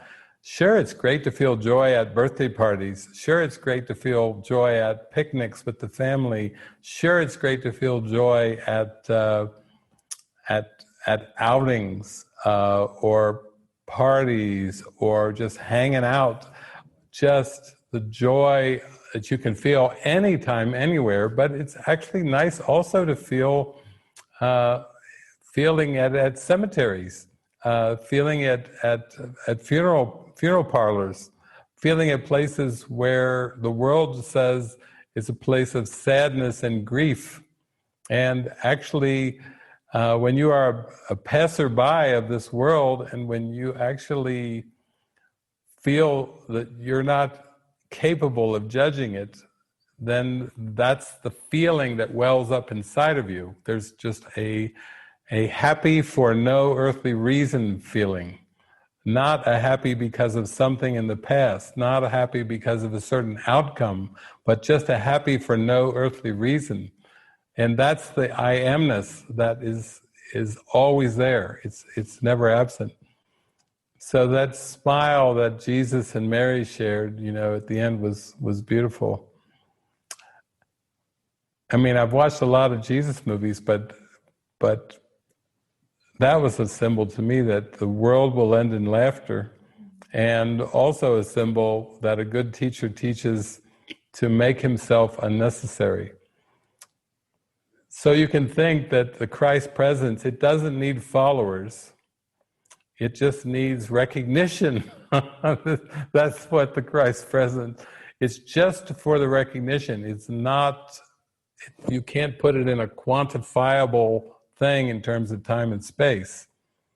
And that's why I think there was the smiles at the end, because it was just a moment of recognition, and that's all that there really is. That's all that this is about.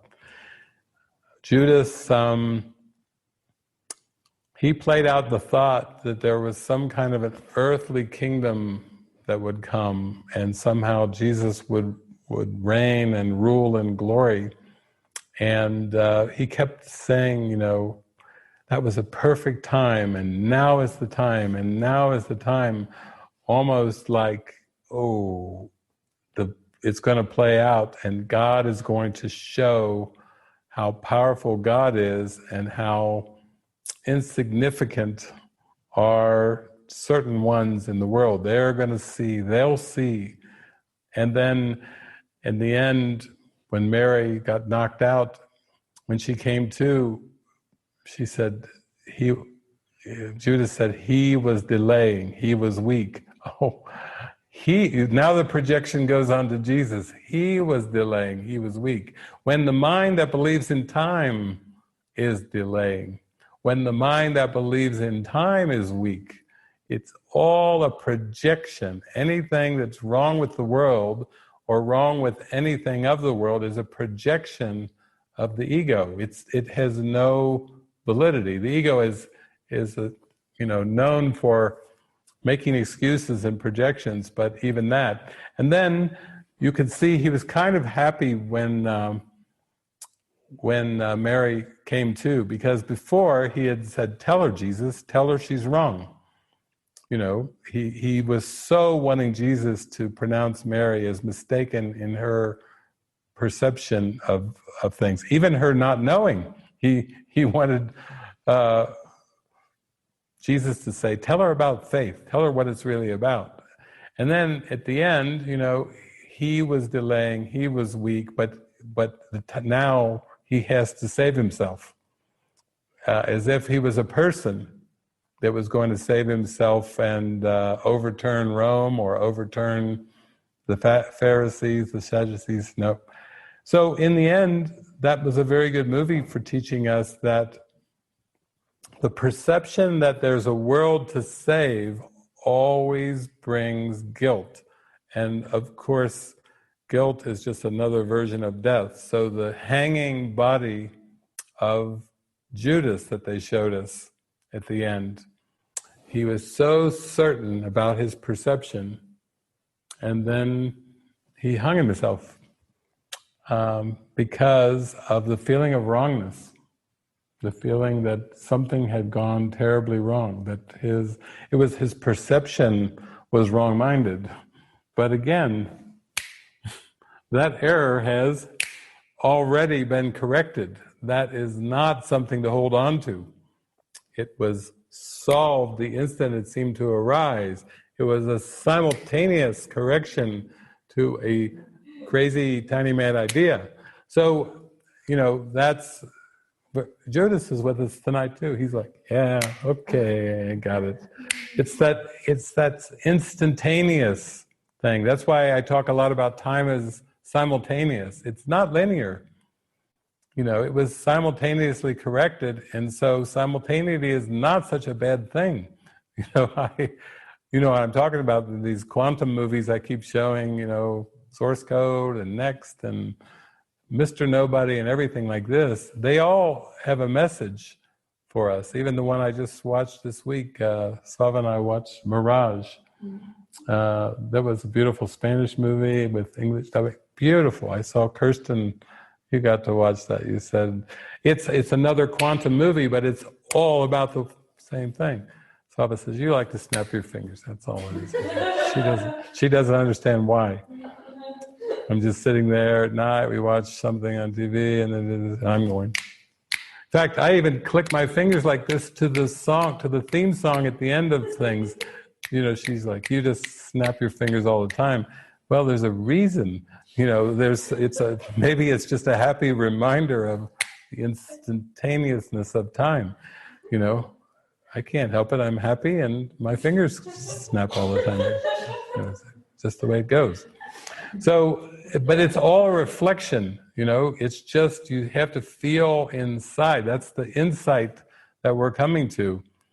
It's not about changing the world. At any instant, we can remember and be happy. At any instant, we can choose a miracle, regardless of what the scene seems to be.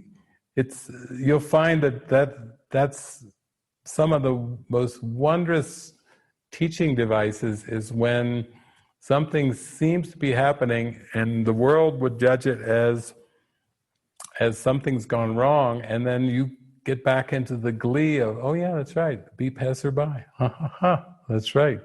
I remember, be passerby." And when you jump into the glee of being the passerby, then it doesn't so much matter what the body's eyes are witnessing, because it's the frame of mind, it's the perspective in mind that is the lesson. The lesson is not in form. We don't have multiple lessons, we only have one lesson to learn, that's forgiveness. We don't have good lessons and bad lessons. We could say that time somebody came to Jesus and they were talking to him, and Jesus said, "Why do you call me good? only God is good. And as he was pointing again, don't look to the body of Jesus. And Jesus never asks to be lifted up. Basically, I think my lesson in the workbook that I like is that he says, I choose the second place to gain the first. What a beautiful lesson. I choose the second place to gain the first. He's simply saying, I'm a creation of God, you're a creation of God, we're spiritual creations of a loving God. And he even tells us, don't hold me in awe. Awe is an inappropriate reaction to a brother. And he says, and I am your brother. So awe is an inappropriate reaction to me, he says. Now, but God, now that's where the awe comes in. The awe is an emotion reserved for the Creator, the source. There, the reverence and the awe is actually applicable. It's actually appropriate. Not with the brother and sister, but with God, yes. So that's great too, because that's helpful for all of us. You know, even with our Lego movie, everything is awesome. Well, if you consider God as everything, then very good. Then you can sing that song with your full heart. But it's so different from this idea of trying to complement persons and bodies.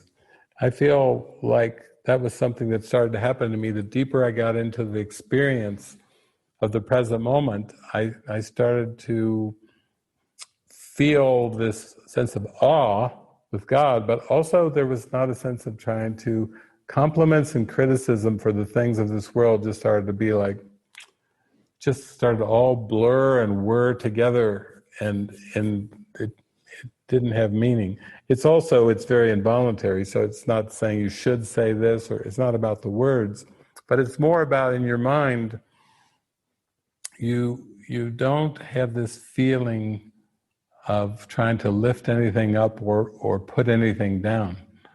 That there's this stillness, that this state of acceptance is, and it's very different from, the thumbs up, thumbs down, like, dislike, whatever, all the dualities of the world. It just starts to seem more and more irrelevant. When you become happy and content and happy for no earthly reason, then there's no need for anything else. So there's not a desire to try to make the world into something or get something from the world. And I could see in the movie Jesus was just resigning this idea of a world and embracing the idea of God. Where are you going? The apostles said to him. He said, to be with God. And then he walked off into the garden. Wow, how sweet. That says it all right there. Where are you going? To be with God. Okay. It's the Truman Show. Good afternoon. In case I don't see you, good afternoon, good evening, and good night. With a smile on his face. So I always feel that. Well, I'm really interested in seeing what everyone has to share. My goodness, I accomplished this before midnight. Nobody's turned into a pumpkin or anything like that. We're still here. So Eric, maybe you can open it up and see what we've got after that lovely movie. Okay, sounds good. Esther has her hand up. I'll go to you first, Esther. Go ahead. This is a breakthrough. I used to cry almost every day and have a lot of panic and fear. And now it's just tiredness. But the challenge is the communication with my mother. When she feels upset, she'll call me, and I try to listen, but now I understand better. It's a forgiveness lesson, you're saying, and not to have to change anything in the world. Like she's saying to me that she was really tired after washing her hair today and that she shouldn't be washing her hair alone, and that I have to come and help her with this now every couple weeks. But she forgets, and then and so really, what do? I just listen. I think there's something I have to do, and it's really just to not to have to change anything in the world. You're saying it's just to not even to try to make it a better world for her or anything. It's just to see what attack thoughts come up for me in my mind. Is that, and then, but when I am with her, like when we're traveling in the taxi to go to her physical therapy, I'm just like with her. I'm just like completely present. I don't think I've ever been more present in my entire life than when I'm with her, like that. Yeah, that's it. And I don't feel like I used to think, well, I'm never going to see her again after this moment. None of that's going on. I'm just present, and to be able to practice that, I get to practice it with myself too. Yeah, it's beautiful. It reminds me of that part where Jesus comes together with Mary and Mother Mary, and Mary Magdalene says, "Who is that?" And they said, "That's his mother."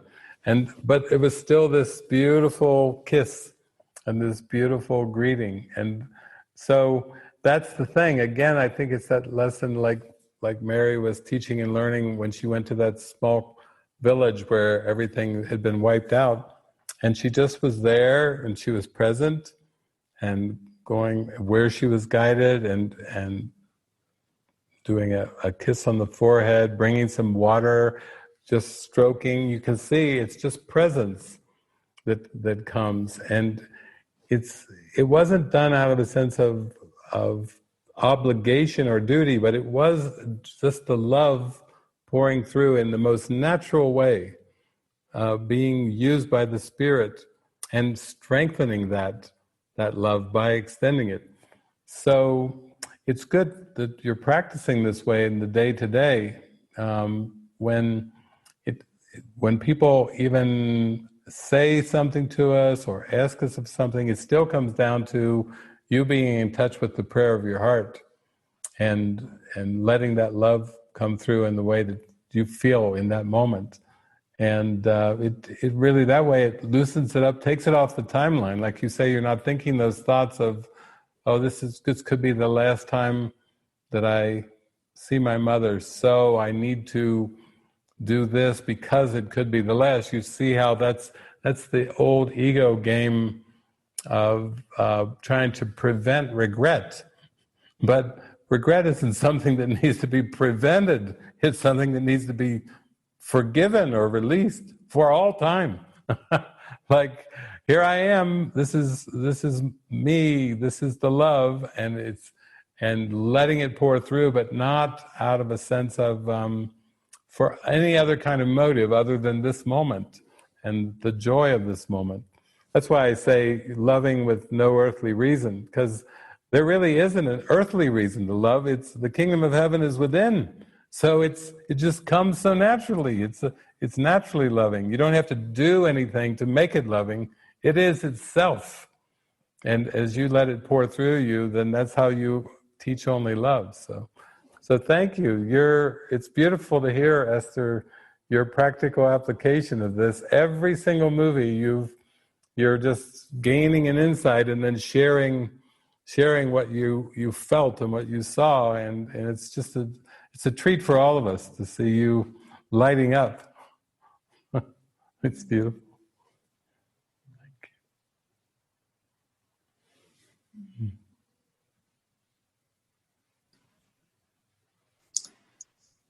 Okay, next I'll go to Diana there in Camas.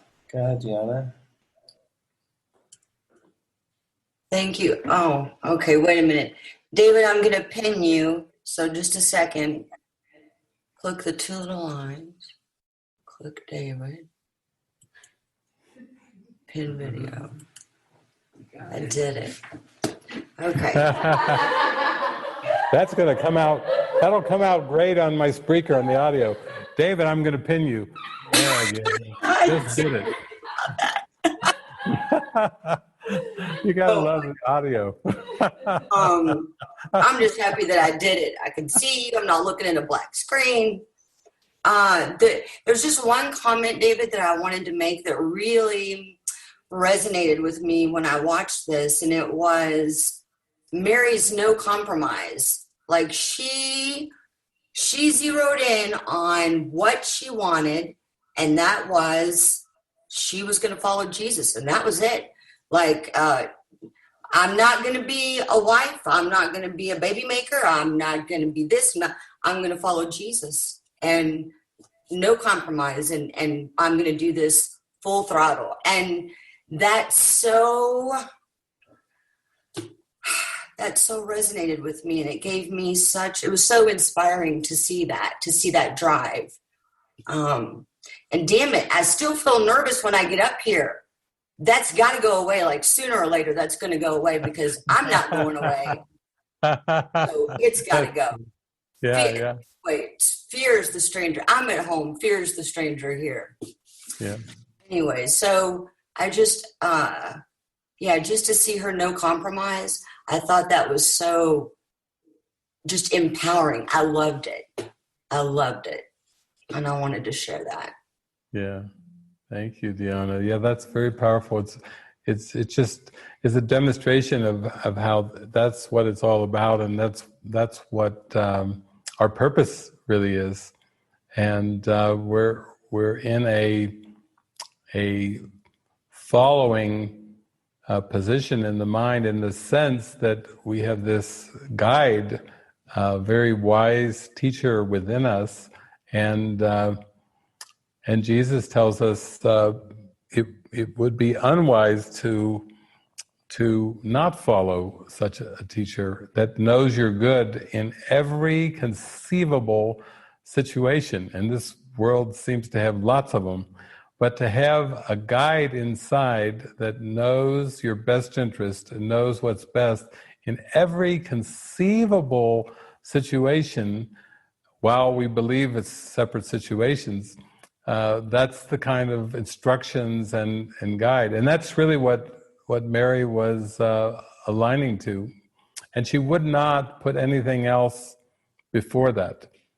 And in the end, that was the saving grace too. Even some of the scenes, being in the Garden of Gethsemane, 1 minute, seeing Jesus kind of walking around and walking over toward the trees, and then hearing all this commotion going on, and then whack, getting knocked out, waking up, and now it's there's just a lot of blood, and she's not used to seeing Jesus, in a scene in a crowd of people carrying a cross with blood all over his shoulders and so forth. But again, it was all preparation. She still came to that mode where she was trusting, and even was able to say, maybe we just don't understand. And that's really what Jesus is saying in the Course. Understanding doesn't come first. Understanding comes last, after you've done the forgiveness. Peace and understanding, go together and cannot be found apart. So until we pass the test of perfect peace, then it's better to be in the I don't know, in the open-minded, like, show me, Lord, show me, show me, show me. To always be in that mode of show me the lesson, show me the lesson. That's an open mind that hasn't already decided that it knows what the situations are. And when she goes to visit the apostles in the upper room at the end, they're kind of starting to doubt her and question her, and she has this wisdom just pouring through her, and she just said, we can't we just didn't understand. We didn't understand anything that was coming. And she was kind of encouraging everybody, why don't we just stay with that state of mind? I don't know, but show me. It's much more childlike. Actually, children are much more likely to be, I don't know, of curious. They have great curiosity. They have questions. A lot of times with children, they're very sincere questions. It's clearly they're in a position of, I don't know, so please show me or please tell me. And that's just another good reminder. I think Mary actually did a really good job of refraining from judging or trying to predict the future. And then finally in the upper room, she said, nothing has gone the way we expected it to go. Oh, yeah, that's a pretty straight statement. Nothing has gone the way we expected it to go. And I think if we're honest, all of us can say that with our Earth stories. You know, when none of us, you know, do the bow at the end and say, yeah, but it all happened just as I predicted. Right. It's not, that's just not the way that it goes. That's humor. So thank you. Thank you.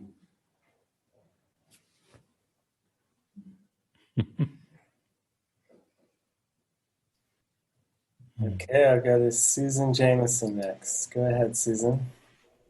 Okay. Susan. Shalom. Shalom.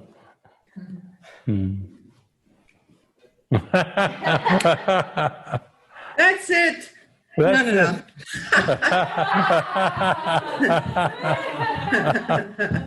That could be it. That could be it. I'll keep my voice down. It's almost 1 a.m. here, but hey, sign me up for Risen. You know, I'll join you on that. No, this was Risen. Stephen is showing us Risen. Look, this was phenomenal. I've known nothing for, you know, by the grace of God, 44 years plus, because I think like most of us, we said yes when we were children, you know, very young. And by the grace of God, I found the course, or it found me. I have no idea, you know, in 76, and I found that teacher. I didn't find anything. You know, he was given to me, and he said these things. He said, the kingdom of God is within, and that I was really young, but that my father was my father in heaven. So I thought very briefly, rather than speak of Lillian, I would just mention Irving Nachwalter, that when I told him I was going to be doing this kind of work, he said, oh no, you know, this is insanity. So thus started this path of, you know, the ego saying, no. And, you know, bless you, Irv. I know he sees all this. So, yeah, I have many, many parables to share, but I just want to say now that my not knowing for all these years has brought me here. So I'm grateful. You know, I'm very grateful. Yeah. Thank you. So yeah, God is, there's only spirit, and I have faith. And I've given up most of my stuff. The books I have are all like Life of Christ and This Christ and your books, and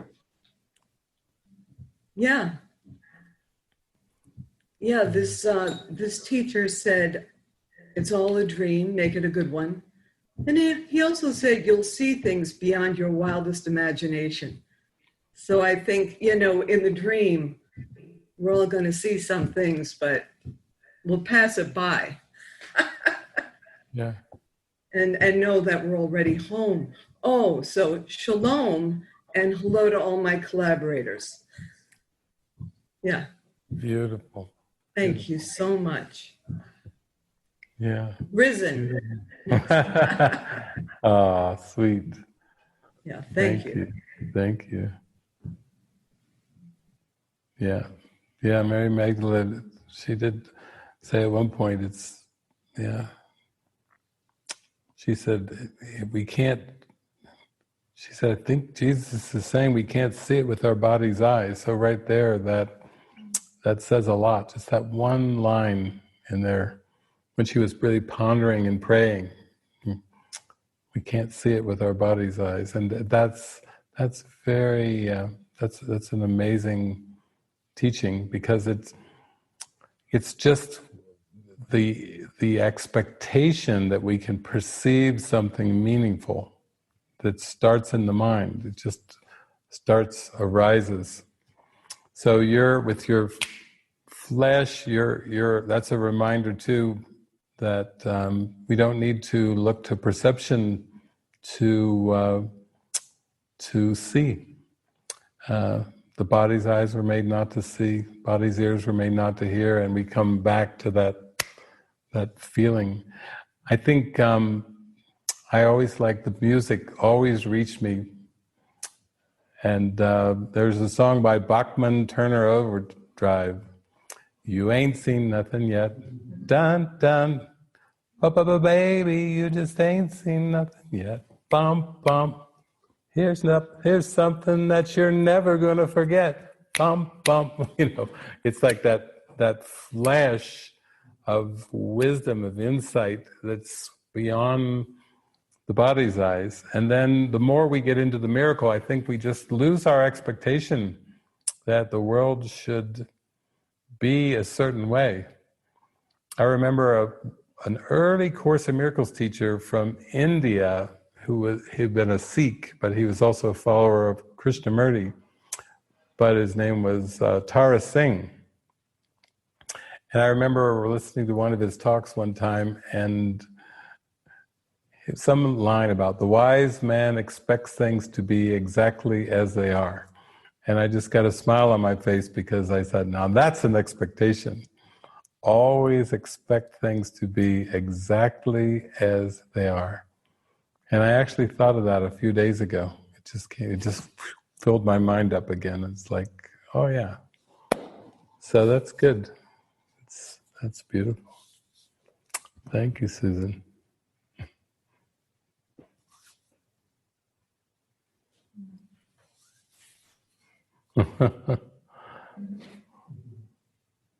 One o'clock in the morning in the East Coast. Beautiful. We have a hand up from Helena. Go ahead, Helena. Thank you. Oh, thank you, David, for this movie. Oh, beautiful. I needed to get some tears out today, and this certainly helped. So, yeah, just the forgiveness piece and the non-compromise and the commitment. There was something about that getting baptized, and there's so much in here today, and I've been struggling with the children and the expectations and the roles. It's like the veil dropped, and I was in the mother concept and expectations, and of course with that came the guilt. And so today's just the forgiveness, all of it was just so helpful to lift my mind. And I've been one of those that have called you to say, how do I be in the world but not of it? And it has felt like, how? And today when you said be passers-by, still it was like, I still felt a little bit like, Jesus, help me with this, because I couldn't let it land. It just, I saw Mary and she didn't pass those people by. And I was like, what do you mean be passers-by? Like, how do I live that? And I heard she wasn't attached. Like, she gave her love, but she wasn't attached. She was able to move on. She was able to be of use. She didn't defend when the soldier came and said, how could you do this? And So that was really helpful to receive that message from Spirit and Jesus, that like be passersby, to still be loving and giving, but to not stay stuck and detached. And so, I felt just a real deepening happening tonight for me. And I'm sure this is just going to continue to integrate and percolate and expand. And I just feel like it's exactly what I needed today. It's been such a blessing for me. Thank you. Thank you. Thank you so much. Really. Yeah. Yeah. Thank you. Thank you, Helen. It's so nice to think of just all that love we have in our heart, that it naturally can come through. But I think it's like Esther was talking about just the real practice is just to really stay fully present with everything. And I remember that time when I came to visit you, and you had that little room that's kind of off in the back that I stayed in, and then I was coming out to join in the morning, and I came in, and you had gone upstairs because you were going to drive both of us to get Helen Loshny's center, and you had gone up to get dressed, to get ready and everything, and I walked right in on a pancake party. So there I was with Danny and your 3 boys, and I got to go up, and we all got our pancakes and butter and syrup and all this stuff and everything, and we were just gazing into each other's eyes and enjoying the pancakes and enjoying being there together. And I remember when you came down, you had this beautiful look of astonishment on your face. You were like, wow. Because I guess when you went up, you said it was kind of wild. It was a wild scene. And then you came down, and we were all just eye gazing and eating our pancakes, and everybody was glowing and happy. But I think that's the whole point, is that as we start to just relax, and we realize that quote that I was sharing earlier, that nothing you think or do or say or make is necessary to establish your worth, because your worth is established by God. The more we go into that sense of our worth is established by God, and it's inviolate, and it's invulnerable, and it can never shift and change. Even if we try to cover it over with clouds sometime, the light is still shining. And that's what we're really, really focusing on, is that. And it's interesting because it's all we do is we just stay connected with what resonates with our guidance. And I know that that's really what you've been practicing, is really just tuning into what is it that I really feel here? What is it that really draws me in terms of my inspiration? And there was Mary Magdalene tonight showing us a good example of, and she even verbalized it, like, yeah, she was wondering what the point of her life was, and all the same questions that are so common on planet Earth. And then she did have a deep prayer in her heart for a wonderful life and a wonderful experience. And then when Jesus questioned her, what is it for you that's most important? And then she said, to know God. And that was really like her coming out to the truth of what was in her heart.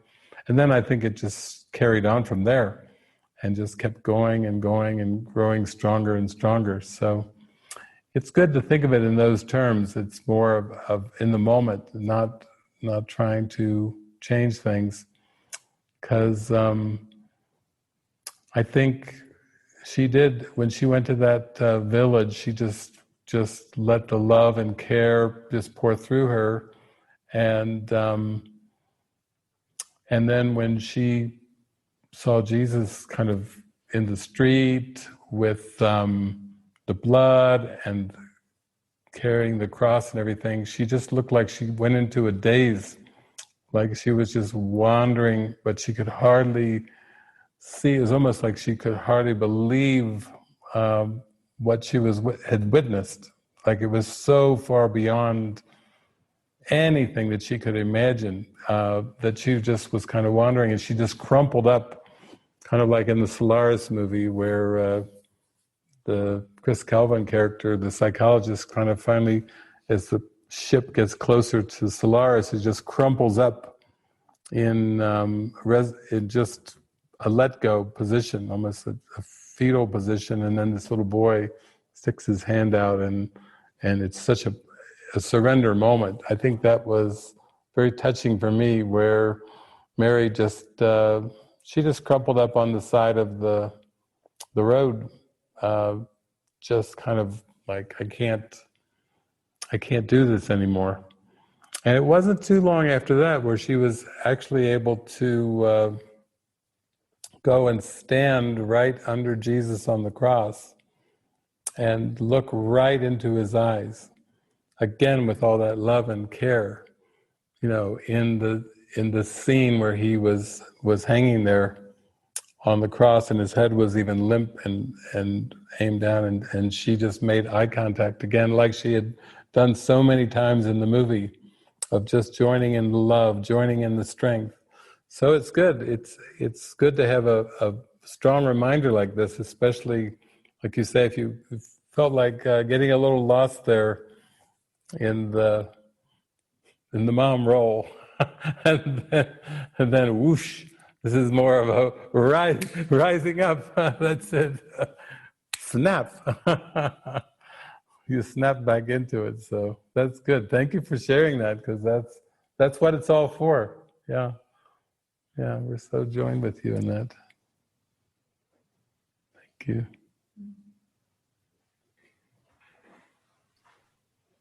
Okay, looks like we have one last hand up from Seema. Go ahead, Seema. Hi, can you hear me? Yeah, hi, Seema. Hi. Yeah, I was just checking in with what I felt to express, and what was coming to me was whenever I read the course about, if you knew who walks with you, what would you have to fear? Or I will step back and let him lead the way. And so like that idea of that presence, the presence being there.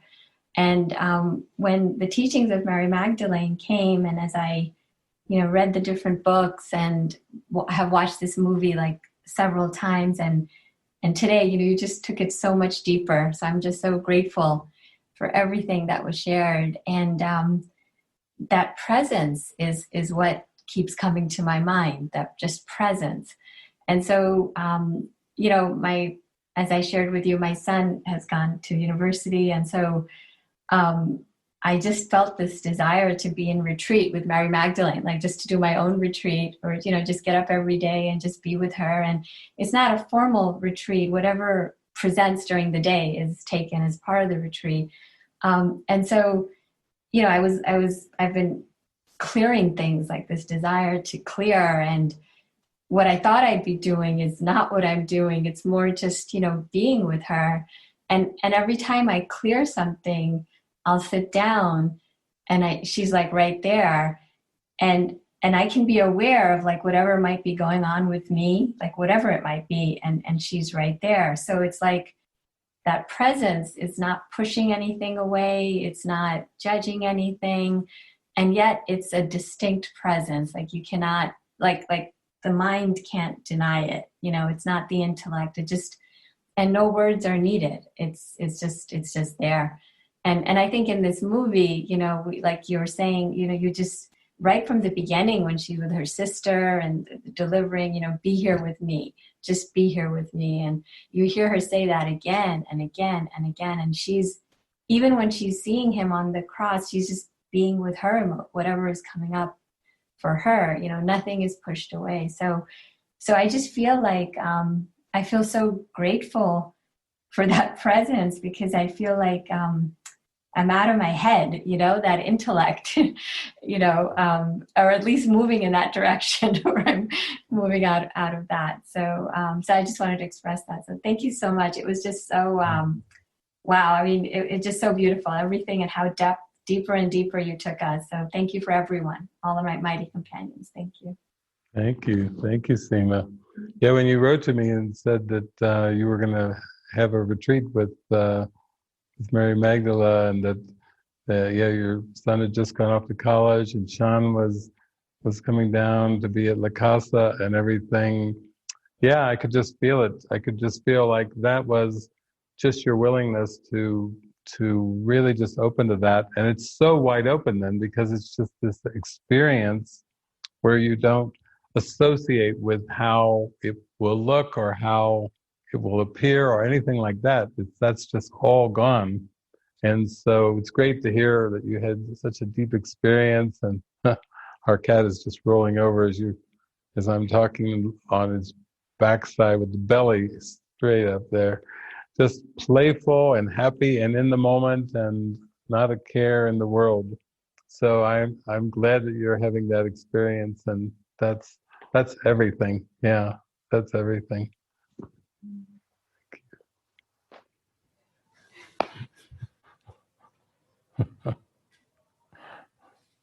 Sweet. Well, thank you, everyone. I guess our ISO is telling us it's time to wind down. He's getting wound up now as we're all winding down. But it's been beautiful to share this, deep experience, and it's great that we can have these great symbols. Sometimes even it may just dawn on you, there may be a certain scene or something that was shared that'll just light your heart up as we go forward. And that's what it is. We're like the seed, the size of a grain of mustard seed. It's just a small seed of faith. And these seeds just light up. And I think that was a big theme for me in the whole movie, was faith. Jesus kept talking about faith. Even when people were sharing with him all the things that they were going through, he was always coming back to have faith. And it's expanding for all of us. So thank you. And I'm so grateful we shared this time together, and I look forward to meeting again.